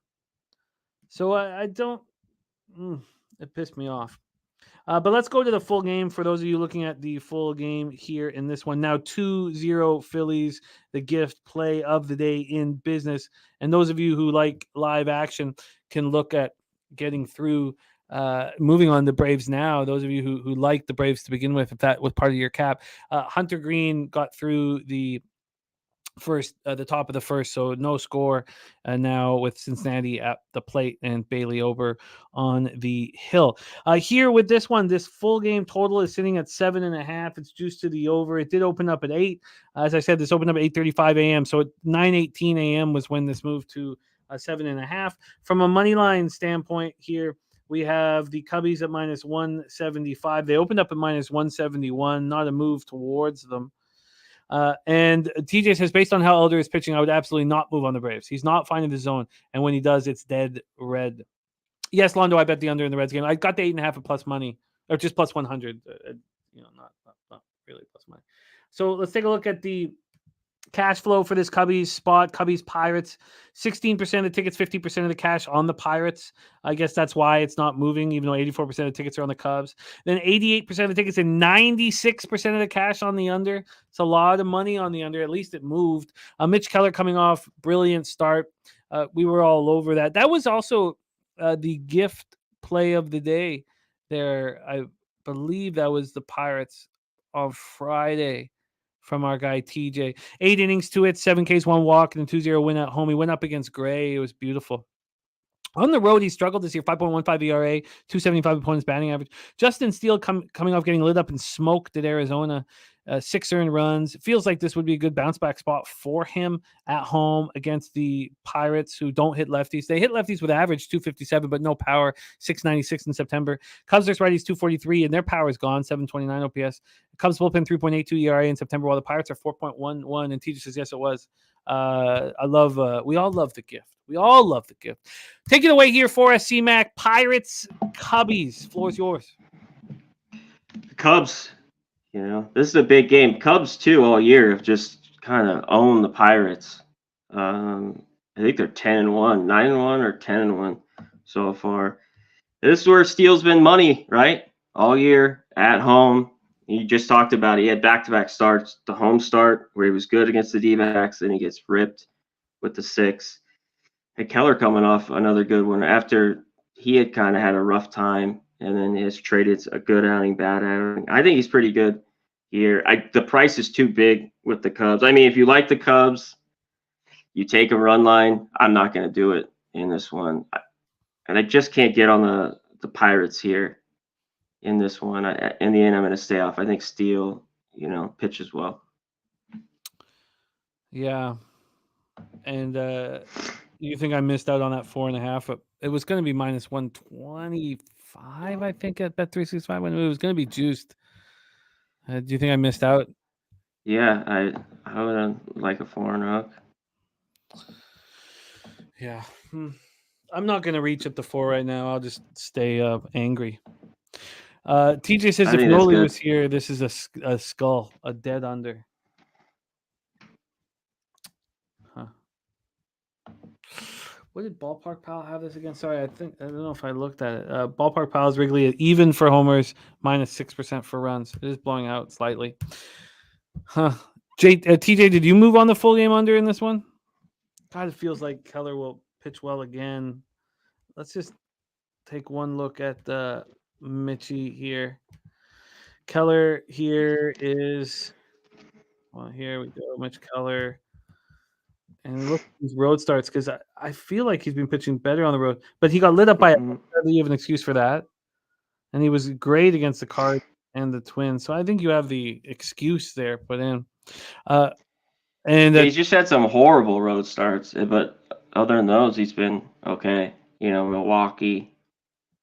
What was it, the Angels? He got hit. But that was back in July. The 25th at home, he shut down these Cubs. Eric Jones on the over and Cubs money line. Yeah, I'm going to leave it alone and just be angry that I missed the line. BJ in the house also on the Cubs money line. Great to see you, BJ. All right, let's move on. 7:45 p.m. Eastern. Milwaukee Brewers 85-66, 40-36 on the road at St. Louis Cardinals 67-84, 33-43 homer Busch Stadium in St. Louis, Missouri. Going to the weather first here in Missouri. We have 72 Fahrenheit, 4.4 miles per hour in. Stays between 5 and 4.2, and it's blowing in at Busch. Let's take a look at the Ballpark Pal and see what their expectation is here. We have minus 13% home runs, minus 9% overall runs. Then we'll go over to the line history. In this one, Zach Thompson, the young lefty on the Cardinals hill.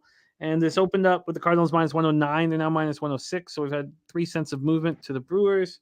And from a total standpoint, we are sitting now at 8.5. That 8.5 is juiced to the over. But this did open up at 9. But it was juiced to the under pretty heavy at that point. And when we go over to the cash flow for this one, we have, this games are off and rolling. We have 69% of tickets, 84% cash on the under. That's moved off the 9 to 8.5. Then we have 38% of tickets and 66% cash on the Cardinals. So I guess there must be an expectation that JT cash in the Nerfy and Reds Twins, and that gets us off to a good start for our under 8.5, which I kind of reached for. They're not getting a 9. Hauser and Zach Thompson. Hauser coming off 5 innings, 2 earned runs at home. I never generally trust him on the road. He hasn't been too bad, 49 innings, but 41 Ks and 11 walks, that's good. Just 6 home runs on 49 innings, that's good. But opponents are hitting 305 against him on the road. And then Zach Thompson coming off that 5-4 loss at home versus the Phillies. We know what they've been doing to lefties, 4 earned runs over 5 innings. It's not awful. And he's been really good at home. 3.06 ERA, 256 opponents batting average. He's only allowed 3 jacks and 35 in the third. But the Brewers are hitting lefties hard, 285, 799 OPS, while the Cards are 233, 721. This Brewers bullpen pitching elite right now, 2.14 ERA from the bullpen in September. Well, the Cards bullpen has been much better, 3.75 in September. This does not appeal to me enough to make a move on. I don't feel like I have an edge. Do you see an edge somewhere? No, it's a Brewers bet or nothing. I mean, I really don't even want to have a bet on them. And it seems cheap. It just seems, fishy, basically at this number. Yeah. Even with Hauser, why isn't this minus 130? And it's come down a little bit from the open. Yeah. And it's not like I want to run here to Zach Thompson. Do you? Back to Cardinals? I don't. No, but I think those splits are real here with Zach. I mean, you see some of these young pitchers so much more comfortable at home. I feel like that's really happening here. But yeah, this is not. I don't want to be involved with. I want you to talk me off of this one for some reason. And obviously, I backed Reese Olson in his last start, and he shoved. For some reason, I think he pitches really well here tonight at Dodger Stadium. I've started to believe in Reese Olson. I know he hit a hiccup. Me too. He's looked good lately. He's been really good lately, and Bobby Miller just hasn't been great at home, but the Tigers aren't hitting. And I wanted, I know you watch these Dodgers very closely, so I wanted to talk it out. First off, let's see what the weather is at Chavez Ravine. 66 Fahrenheit, 7.9 miles out to right, dies down to 5.7 miles per hour. Let's then move to Ballpark Pal. Their expectation of Dodger Stadium plus 6% home runs, minus 6% doubles and triples, minus 1% overall. We'll go into the line history here, and I just feel like this is a great number on the Tigers, but the Dodgers open up minus 225. They're now minus 238. So you're getting this, big number on the Tigers. Then when we go over to the total, this has dropped dramatically. So they're saying that there's, lower volatility. This opened up at 8.5, and it was juiced to the over. And then we get to 8. The first time it went to 8, it jumped back up to 8.5, but now we're sitting at 8, just minus 110 to the over. So we have a move towards this under. We have a move towards the Dodgers. When we go over to the cash in this one, you have 59% of the tickets and 87% cash on the over, and yet it's dropped. And then you have 93% of the tickets on the Dodgers, but just 68% of the cash. DC Capper liking the over 8 in this one. Philly Eagle Flyer on the Tigers first 5 plus a half at plus 128. Reese Olson looked excellent in his last start at home versus the Reds. 1 earned run allowed as a solo shot, 7 Ks, 4 walks. The one thing about Reese, if you've been watching him pitch, and yes, last start wasn't the best example, but he's not been trying to get the strikeouts anymore. He's been letting the game come to him and not have double-digit strikeouts. And now, again, that he tried to be a little too perfect in the last start, but that was the difference in the season, and that was a late change for him that happened in the last 4 or 5 weeks. On the road, he's been good all year. 3.86 ERA. He's allowed just 2 home runs over 32 2/3. And you know what this is for a kid like Reese. This is a huge game. Sold out Dodger Stadium. Come on.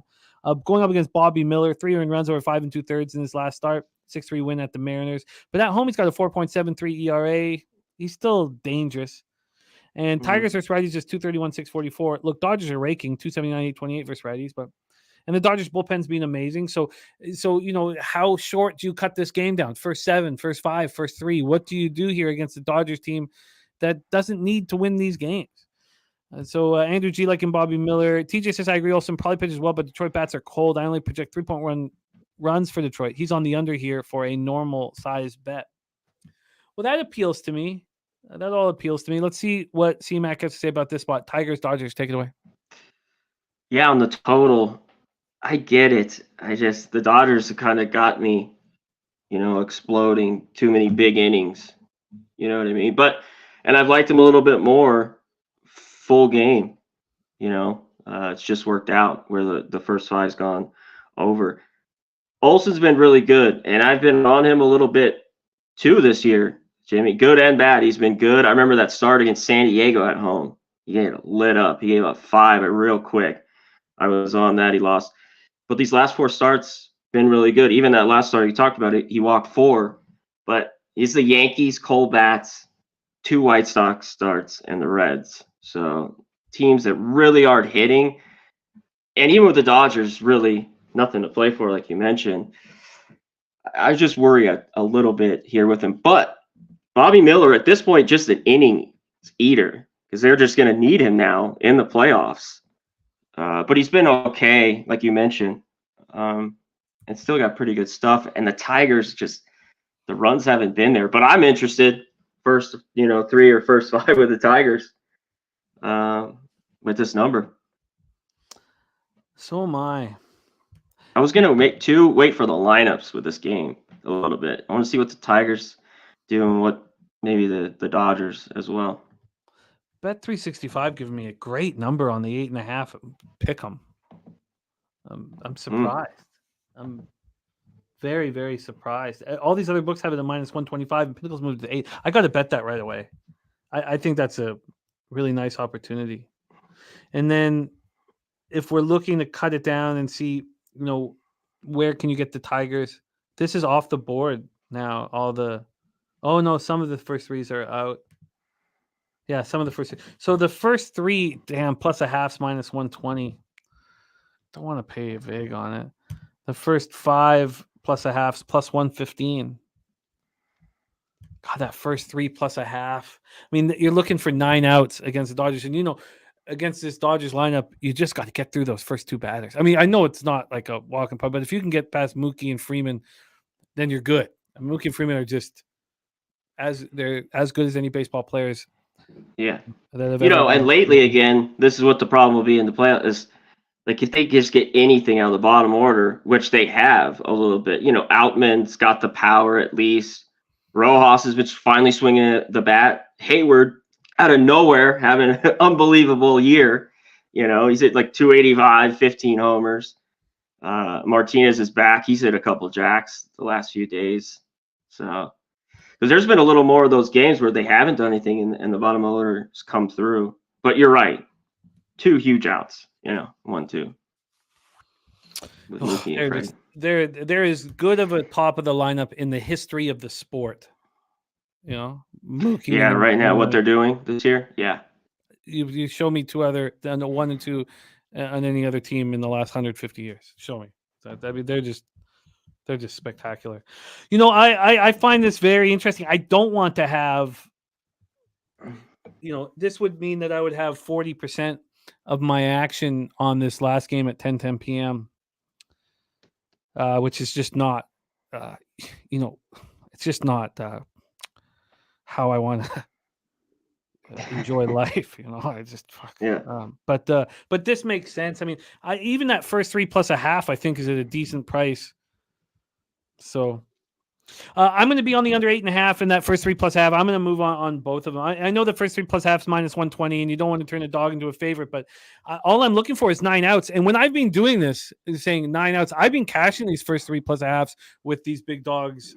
It's been very good to me. One of the few angles that have been good to me this year. So I'm going to move on both of those. Let's review all action and then get into NCAA football. I'm really excited about these 3 looks in NCAA football. I'm really excited, and I've decided to open up. I'll also tell you the spots that I was looking very closely at, and then I cut down to my 3 favorite spots. And I just want to hear what CMAC thinks of these spots here that I'm on. But let's review action right now. Gift number 1 is in play. It is the Phillies. Move over to this here. It is the Phillies plus 125. Phillies up a 2-0 right now in this one, and looking good here. Let's move over to that game quickly. Phillies up 2-0. Just got through. Elder just got through the top of the third, so we're moving to the bottom of the third. They're not giving me a live line on this one yet. But the Twinkies Reds were at the bottom of the second, no one on, and that total's now at 6.5. So that's looking good there. Stacks play today. Austin Riley, RBI. Stacks hit 6 straight. Then I'm on the under 8.5 in this Twinkies Reds game. Big booty Latina play today is the Twinkies money line.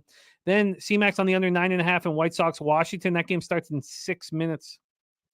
CMAX on the Red Sox plus 137, and the Cartel play of the day from our guy Gift to Cartels Red Sox first 5 plus a half. Now they're going heads up against Morgan Spooner, who is on the Rangers first 5 minus a half in full game.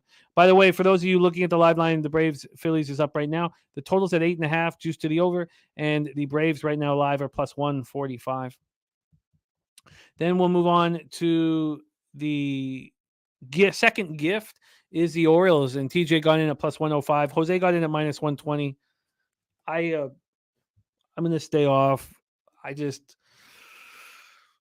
With the Rays playing the Angels, if the Orioles were to lose this game and only be a game and a half up, and I unfortunately put myself in a situation where I really need that cash from the Orioles division. I just from my own mental health, I'm not going to come in after they've won 4 straight and I got off the train. It makes me feel like an asshole.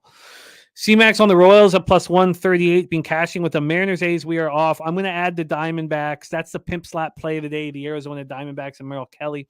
Rockies, Padres, I am off. And so is C-Mac. Angels, Rays, we are off. Mets, Marlins, I'm on the first 5 under 4 at minus 120 with Senga and Perez. Then Jose's on the Yankees plus 108. That's a look that Razor likes as well, and that TJ is on. Ron Crawford's spreadsheet play today is the Cubs minus 1. Brewers, Cardinals, we stayed off. And then I'm going to be on the under 8.5 and the first 3 plus a half for these Detroit Tigers. All right, let's get into college football here, and I will begin setting the table here. But I've been tracking the leans with a certain spot that's all correlated, and they've been hitting. And I've been hesitant for whatever reason. I was hesitant last week. I don't know why. I guess I was so caught up in NFL, but I've made the decision after tracking these that I'm going to go full bore and bet them all. And I'll give you an idea of the spots that almost made it. And the problem are some of these are road teams, and these were 3 perfect spots. Respect Cheshire, respect my man. These are 3 perfect spots. Now, these might end up being on my card, and hopefully I can cap all of these games this week. But Virginia, San Diego State, San Jose State, Temple, UCLA, Texas Tech, Rice, Jacksonville State, Middle Tennessee, Sam Houston State, South Carolina, and Northwestern all made a point to where I was looking for my very best spots. And so those are still on the short list. IC is on Wisconsin minus 5.5. And that's the spot that I am attacking here. And I absolutely love it, IC. And also, you're going to notice that I'm going up against the public in these spots here. And I see the public's going to be right with you on Wisconsin. Everybody's going to be with you, and I'm not. So let's talk about Ross-Ade Stadium in West Lafayette here. Wisconsin Badgers starting their Big Ten action at the Purdue Boilermakers. Let's go into the line history here as well. So you're going to see a lot of this, like Rance saying he likes BYU this weekend. It's another public spot, I imagine. We'll have to see, but that I'm going up against. And I also know that when I drop these spots, that they may not be popular, but I want to guarantee a positive ROI. And the last 2 weeks, these spots have both gone 2-1 in the 3 spots that I've attacked. So we'll start with this Wisconsin Purdue spot. We're going to use Pinnacle lines. Pinnacle has moved this to 5.5. I got the 6. It's still 6 at Bet365. But this opened with Wisconsin minus 7. So we have a 1.5 point move to the home dog here. And from a cash flow standpoint, because I'm on the side, these are all side looks for me, not total looks. From the side, we have 64% of the tickets on Purdue and 91% of the cash. Now, only 7,107 tickets are in, but this sort of feels like a gambler's first glance look. And also, IC and Rance, I love hearing what you guys think of this game, even if it's against my cap. It's fun. And so I hope you guys don't take offense of me being on the other side. And I don't take any of you guys being on the other side. It's part of the fun here. So let's talk about this. I will touch on the total here for those of you guys who may want to move on it. Just touch on the line movement and where the cash is for the total here. This total is sitting at 53.5. It opened up at 54. The first move was to the over. This got up to 55. So we're now sitting at 53.5. And when we go to the cash flow for this total, you have 71% of the tickets on the over and just 18% of the cash. So it's clear sharp money that has moved this to the under. But here we go. And I'm very interested to hear your thoughts on my plan here, CMAC. After losing their lone road game of the season, 31-22 at Washington State as 5-point favorites, Whiskey bounced back with that 35-14 win, at home over Georgia Southern. They were 20.5-point favorites. They were actually outgained by Georgia Southern. They were outgained 455 to 451. The thing was that Georgia Southern turned the ball over 6 times. The Badgers won the turnover battle 6-0. I mean, talk about getting the bounces to go your way. Purdue, so when I gave out Old Dominion in week 2, I hesitated to do it last week because I was going to go back to the well, but they looked awesome. I took them. That was great. Yeah, great last call. week they came through. But 2 weeks ago, when I took Old Dominion, they had lost 6 straight at home. And I was saying that, if you respect the coaches here, and I respect Ricky Ronnie, I was like, this is a great spot to be on Old Dominion because nobody else is going to want to be on them. Purdue hasn't covered a spread in their last 6 games at home. 6 straight games at Ross-Ade Stadium, they have not covered the spread, which is exactly the situation we were in with Old Dominion 2 weeks ago. They're 0-2 at home this year. They come off losing to Syracuse 35-20 here at West Lafayette. They were only 1-point dogs. Now, they lost the turnover battle 4-1. Hudson Card, their junior quarterback, had a big day, 32 of 46 for 323 yards, touchdown, interception, loss. So what went wrong in that game was they got completely gashed on the ground. They got destroyed on the ground against Syracuse. Schrader ran for 195 rushing yards and 4 touchdowns. And Kevin Kane has been talking about it all week. He's been talking all week about stopping the run. So then you have to ask yourself, do you trust Ryan Walters? And I do. I mean, the reason why he got this job in the first place is because of the defenses he's been able to put together throughout his career. Him and Kevin Kane know there's only one thing they have to do here is stop the run. Now, maybe you could say they don't have the personnel to do it. The Badgers are averaging 204 rushing yards per game. Look at the one loss Whiskey had. They lost 3 fumbles and they only rushed the ball for 90 yards. I trust Ryan Walters. I trust them to put up a game plan at home. And I am confident, and I also bet more than my regular unit size on all 3 of these bets. I'm on Purdue +6. Take it away, C-Mac. Wisconsin, Purdue. Big 10 action. Yeah, this is a kind of a desperate game here for Purdue, being at home. You hit it. Wisconsin, you talked about that. That game was close, and all those turnovers. The 6, they really had to pull away late, and barely got that cover as it was close at halftime. Purdue, on the other hand, you mentioned Schrader just gashed them, and Purdue had 4 turnovers, a pick and 3 lost fumbles that just killed them. The yards were pretty even in that game for Syracuse last week at home. And Purdue, like you mentioned, 0-6. They haven't been good at home. I think Hudson Card's been okay so far this year, but I have not been impressed with Wisconsin at all. I was on Washington State. One thing, though, that's kind of got me too, Wisconsin's been horrible on the road. They're just 1-6 their last 7. ATS, they're not a team you want to lay points with on the road. The one thing, this rivalry, though, and it's just Wisconsin's kind of owned Purdue. It's been strange, the last 15 years or so. They're 13-3 ATS the last 16 against Purdue. They just had their number a little bit. I'm sure Purdue, knows that. I really wanted more than a touchdown in this game, but I agree with you here. This is Purdue or no bet, in this one. I like it. I love it. And yeah, you're right. The sharper guys could have got the 7s. I was late to the party. I missed it. So I mean, we did it. this just all the way down the line, every single box is ticked. And I went through all of those games that I talked about early to see which ones have every single thing for me. And nice strikeout, beautiful. So look, an IC going to add now money to his Wisconsin bet, and that makes it fun. That makes it fun IC. So I'll be thinking about you during this game, and it's going to be fun. This is Friday night, 7 p.m. Eastern.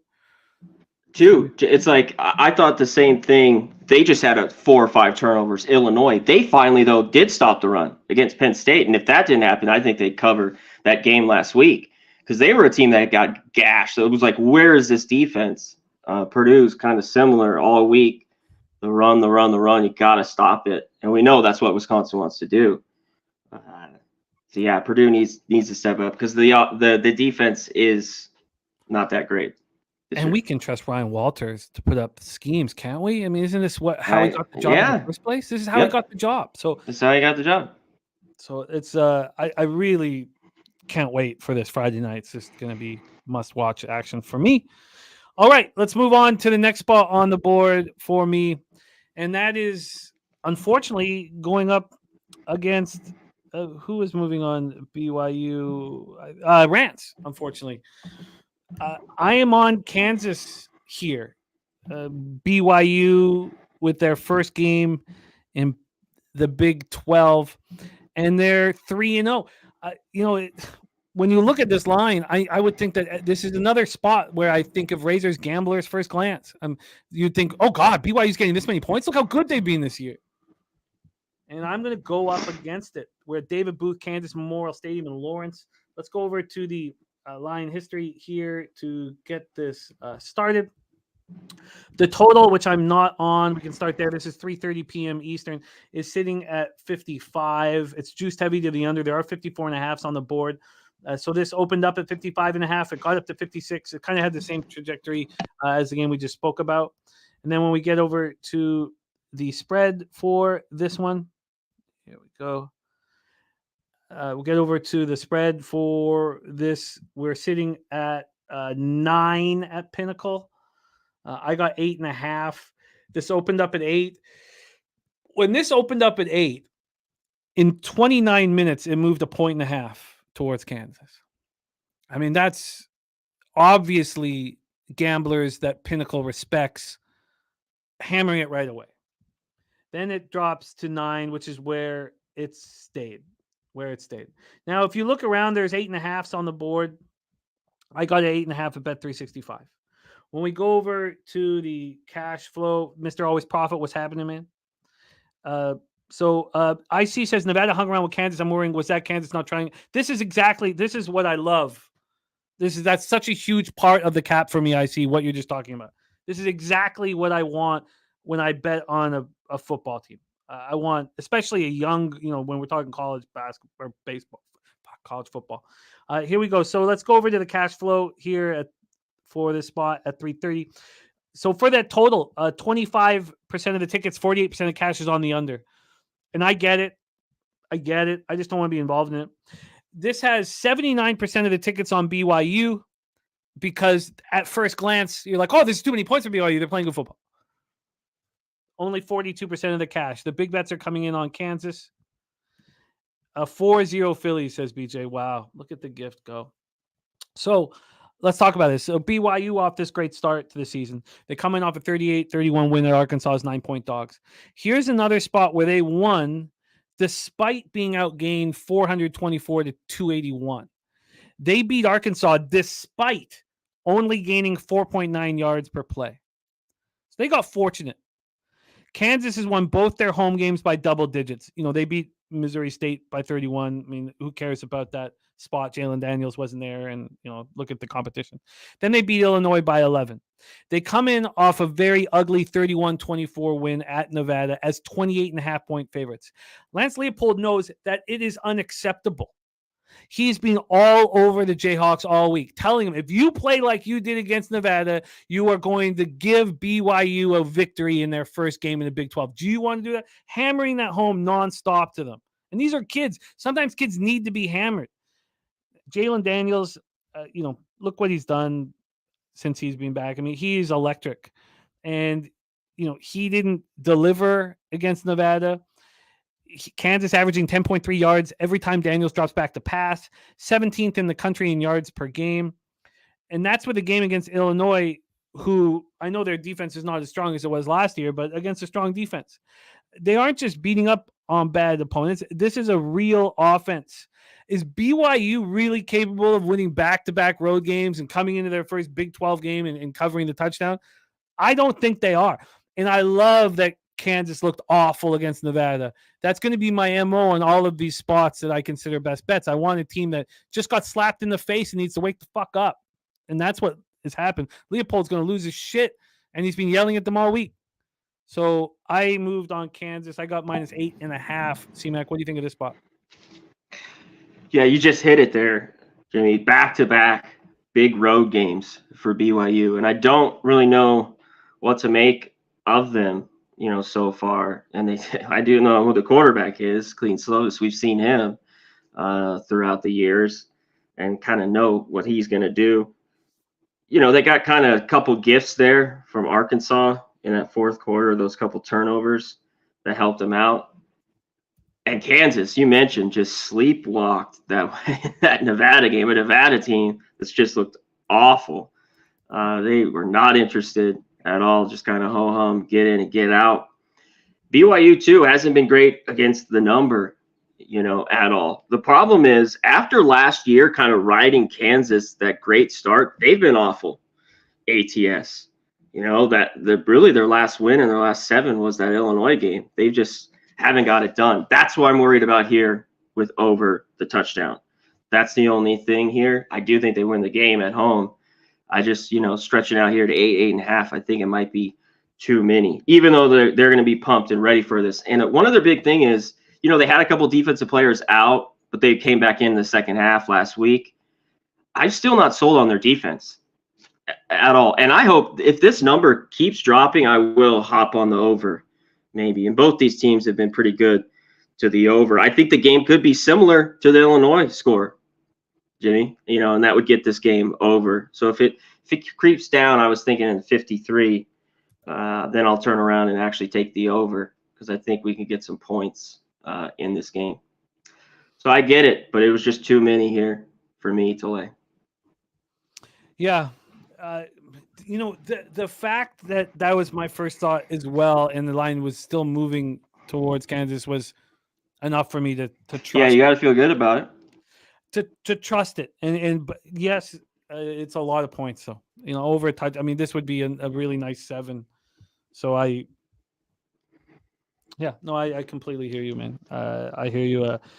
Okay, so that's number 2 spot, and you'll find that this third spot, they all have the exact same situation. So let's get into it. 11:59 p.m. Eastern. This is the Saturday night DGen special. New Mexico State Aggies at the Hawaii Rainbow Warriors. We're at Clarence T.C. Ching Athletics Complex in Honolulu. Let's take a look at the line history here for this one.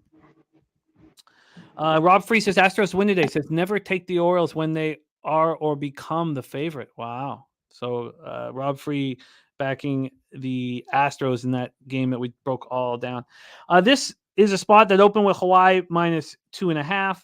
It lasted there until yesterday when it moved to 3. And even this 3 is getting bet and juiced over at Pinnacle for Hawaii. Kong's Clip says you can get a better number if you take Kansas in the first half. Says I think they come out with a chip on their shoulder and cover 7 in the first half just to top brother. I like that, Kong's Clips. I thought about doubling up too. I would just prefer not to. I just don't want to double up. But that all went through my head as well. And maybe it's a mistake not doing it, Kong's Clips. I like where you're at with that. Maybe it's a mistake not doing it. Then let's go over to the cash flow for this final spot on the board.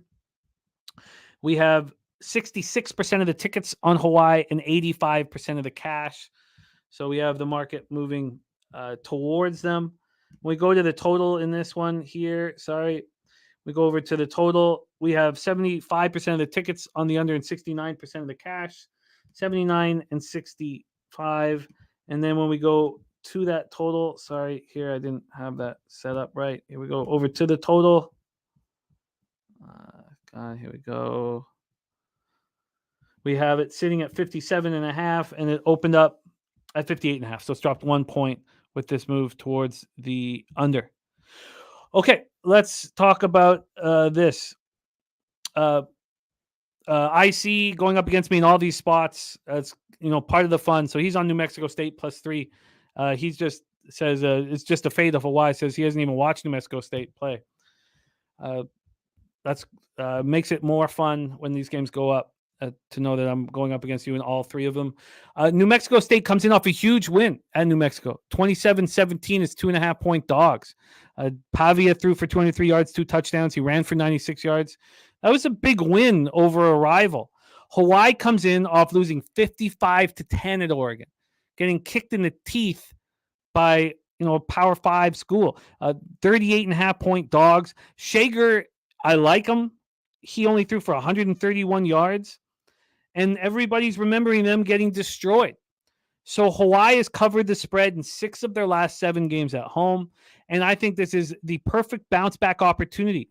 Going up against an Aggies team that feels good about themselves after last week's win, will be playing their 3rd road game in a row, and you could say that the last road game wasn't a real road game or whatever. Well, we know it's a real road game, but it wasn't a travel spot. That's fine. But 3 road games in a row, and you think these guys don't want to go out in Honolulu and pick up a little tang?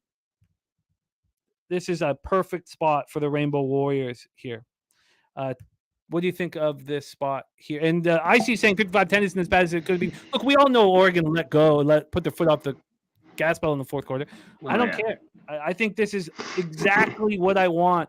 Everybody talking about how bad Hawaii is, talking about how good New Mexico State looked. I see you're saying that it wasn't as bad as it should have been, and you said that, you haven't watched New Mexico play. I feel you. Just fade Hawaii. Sorry, New Mexico State play. It's going to be fun, I see. This is going to be great fun. Take it away, though, CMAG, New Mexico State, Hawaii.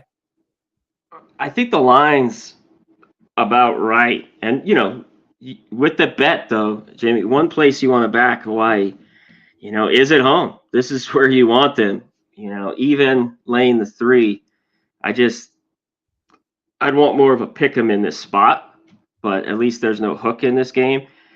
The problem, too, I get what you like Hawaii coming back home here on the island. New Mexico State, some high hopes have been gashed. They got gashed last week to New Mexico. It's one of the worst off, bottom 10 in all, out of the 130. They had 400 yards. They had 250 through there, and they gave up 154 on the ground. And they lost, they gave up a ton of yards in that first game to UMass. I mean, they gave up 41 points when they were the favorites. UMass playing a little bit better football as well. I think Hawaii will be able to move the ball all over him. Now, Hawaii's defense is their problem. But Pavia, he hasn't looked that good so far, in these games. 27-17, I get it's a rival. But Liberty beat them up pretty good. Liberty's a pretty good football team, but 33-17, they ran all over them. So Hawaii should have success in a game that goes back and forth. So, I don't have a bet on it yet, but good luck. Thank you. I'm excited about these 3 spots. We're going to be adding, I see asking if team totals are out. I think are here. Let's see if they're out now. Yeah, they're out. Okay, let's grab the team totals in this spot. Here, it's so easy to find it because it's at the very bottom. Here we go. The team totals at Pinnacle, 28.5 is plus money, though, plus 120. So they don't want to, they want to, that's a key number for Penny. And then the over 30.5 for Hawaii's juice to the under. So these are the spots. Now, you must go to our YouTube page and pick any of the games that you want to see. And Bobano and CMAC have broken them all down. The Friday Purdue spot is a big part. It's up on our playlist because some of the games aren't on the playlist. Well, they're all on the playlist, but you can't see them. But they're all there. And they do such a great job. That's every Monday at 2 p.m. Eastern. And then our guys cut up all the games. And then I will, every Monday night, while I'm working on football, I put them in the order. That takes an hour because of how many games there are. You guys really put in your work, man. I respect it a lot. Robert Franklin on Hawaii -3 says nice bounce back spot for Hawaii at the crib. Christopher Tatum says good to hear you're on Kansas. I've been on them the first 2 games. Kansas -8.5. Ronnie Burger says Timmy Chang made me a lot of money back in the day, and I can't wait for these games.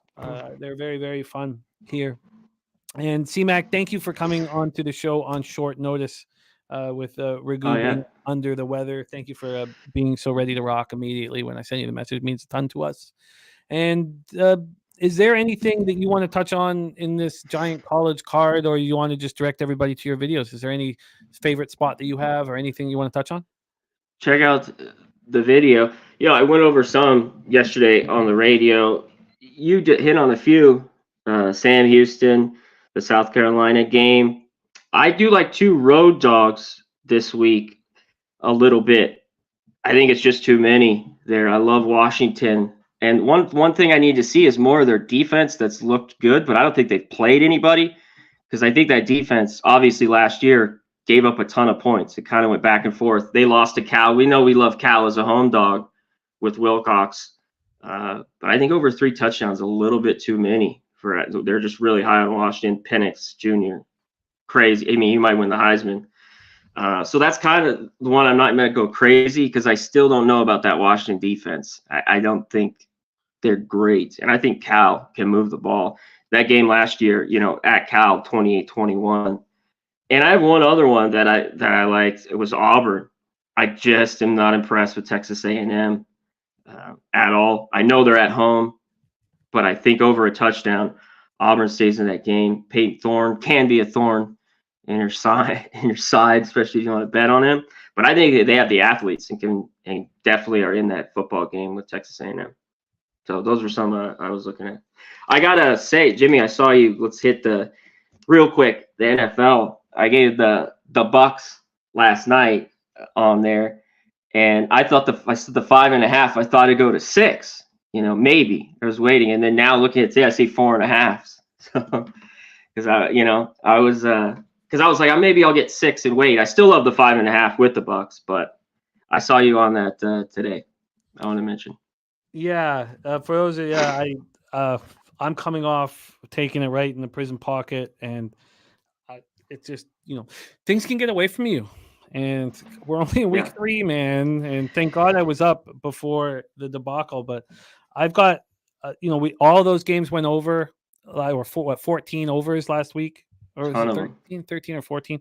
I have the under in Tennessee, Cleveland at 39.5. The under in Dallas, Arizona, under 44, and Pittsburgh, Vegas, under 43. Then I have the Chargers money line, Commanders plus 6.5, Colts plus 8, the Chiefs first half -7, and the Buccaneers plus 5.5. I had this; that cost me 4 cents, so -114 for the Buccaneers plus 5.5.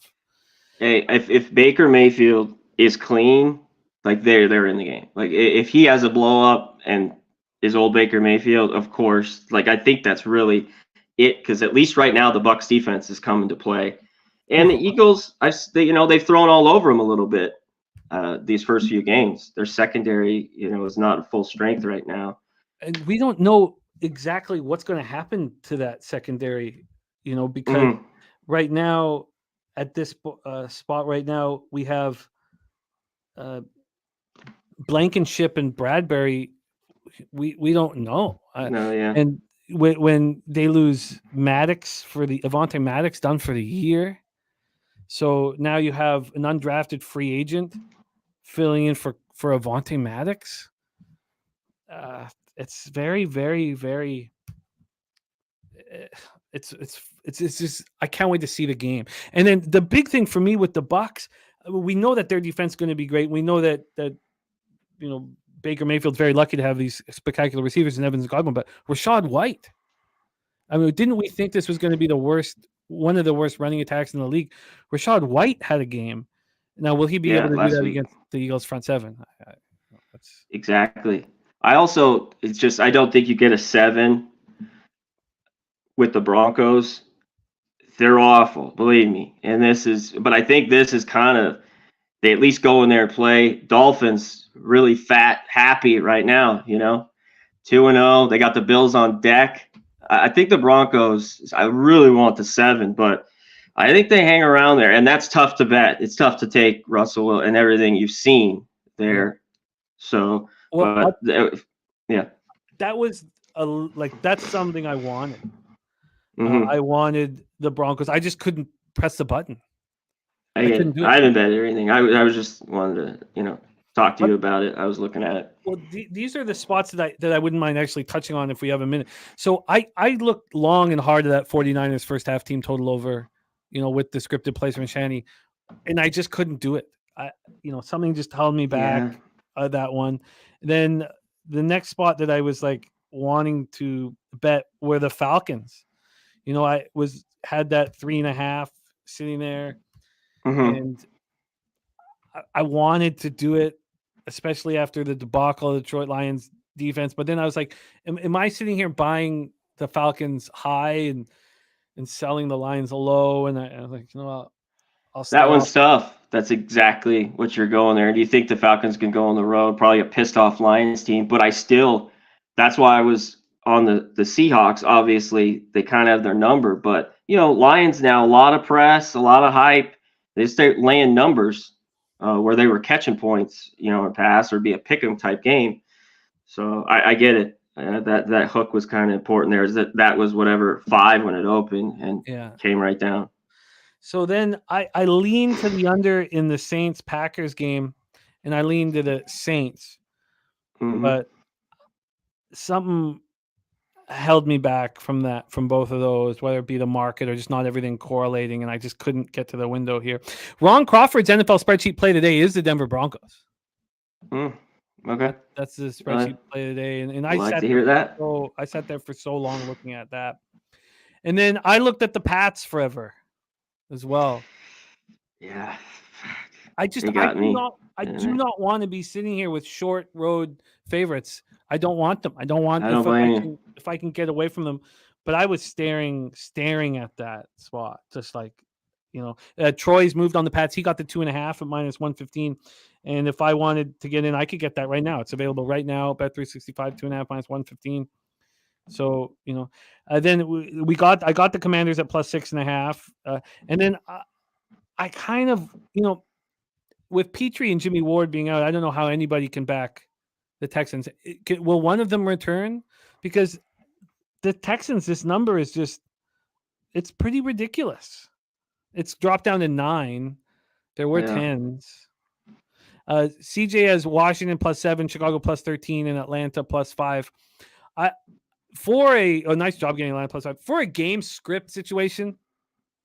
And I talked about this on the show last night. I couldn't take the Chiefs first half team total over at 16.5. I mean, that's just too high. But this is exactly to me what the situation that the Bills were in. If you're going to back a big favorite, you better back a real frustrated one and an angry one. And this offense is so frustrated, they're so angry, and we've seen what this Bears defense looks like without Kyler Gordon. Now Brisker was sick, and then they lost. They also lost another guy in their secondary right away with a foot injury. So they have problems. That Bears defense. Yeah, and I just think there's something to prove. So I got the 7. Now I think the 7's necessary for that. So I got the first half -7, and I like it a lot. But that's my only bet. I thought I was going to do more. I have the Colts. Dennis Garcia loving this Colts Ravens under. I'm going to keep my eye on that one. What are you going to do? Did you have interest in Carolina? No, not yet. I hadn't really gone to that game a ton. I like them. That offense is just still a work in progress. No doubt. And then, I mean, you lose Shaq Thompson for the year. Yep. I stared at that one. So that one's on my short list as well to possibly add. I moved on the under in Dallas, Arizona. Feel comfortable there. I moved on the under in Pittsburgh, Las Vegas. Troy joined me on that under. I like it.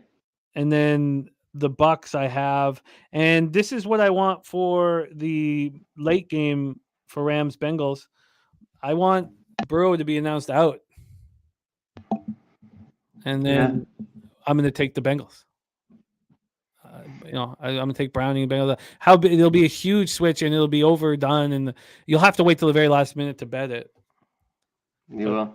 That's something that I want. So, and CMAC has had such a great start in the in your Circa Millions as well, and then I've been pretty, and then your girlfriend's taking us to town in the Cappers. She's got me by a game, So the Pats got me, man, from this week.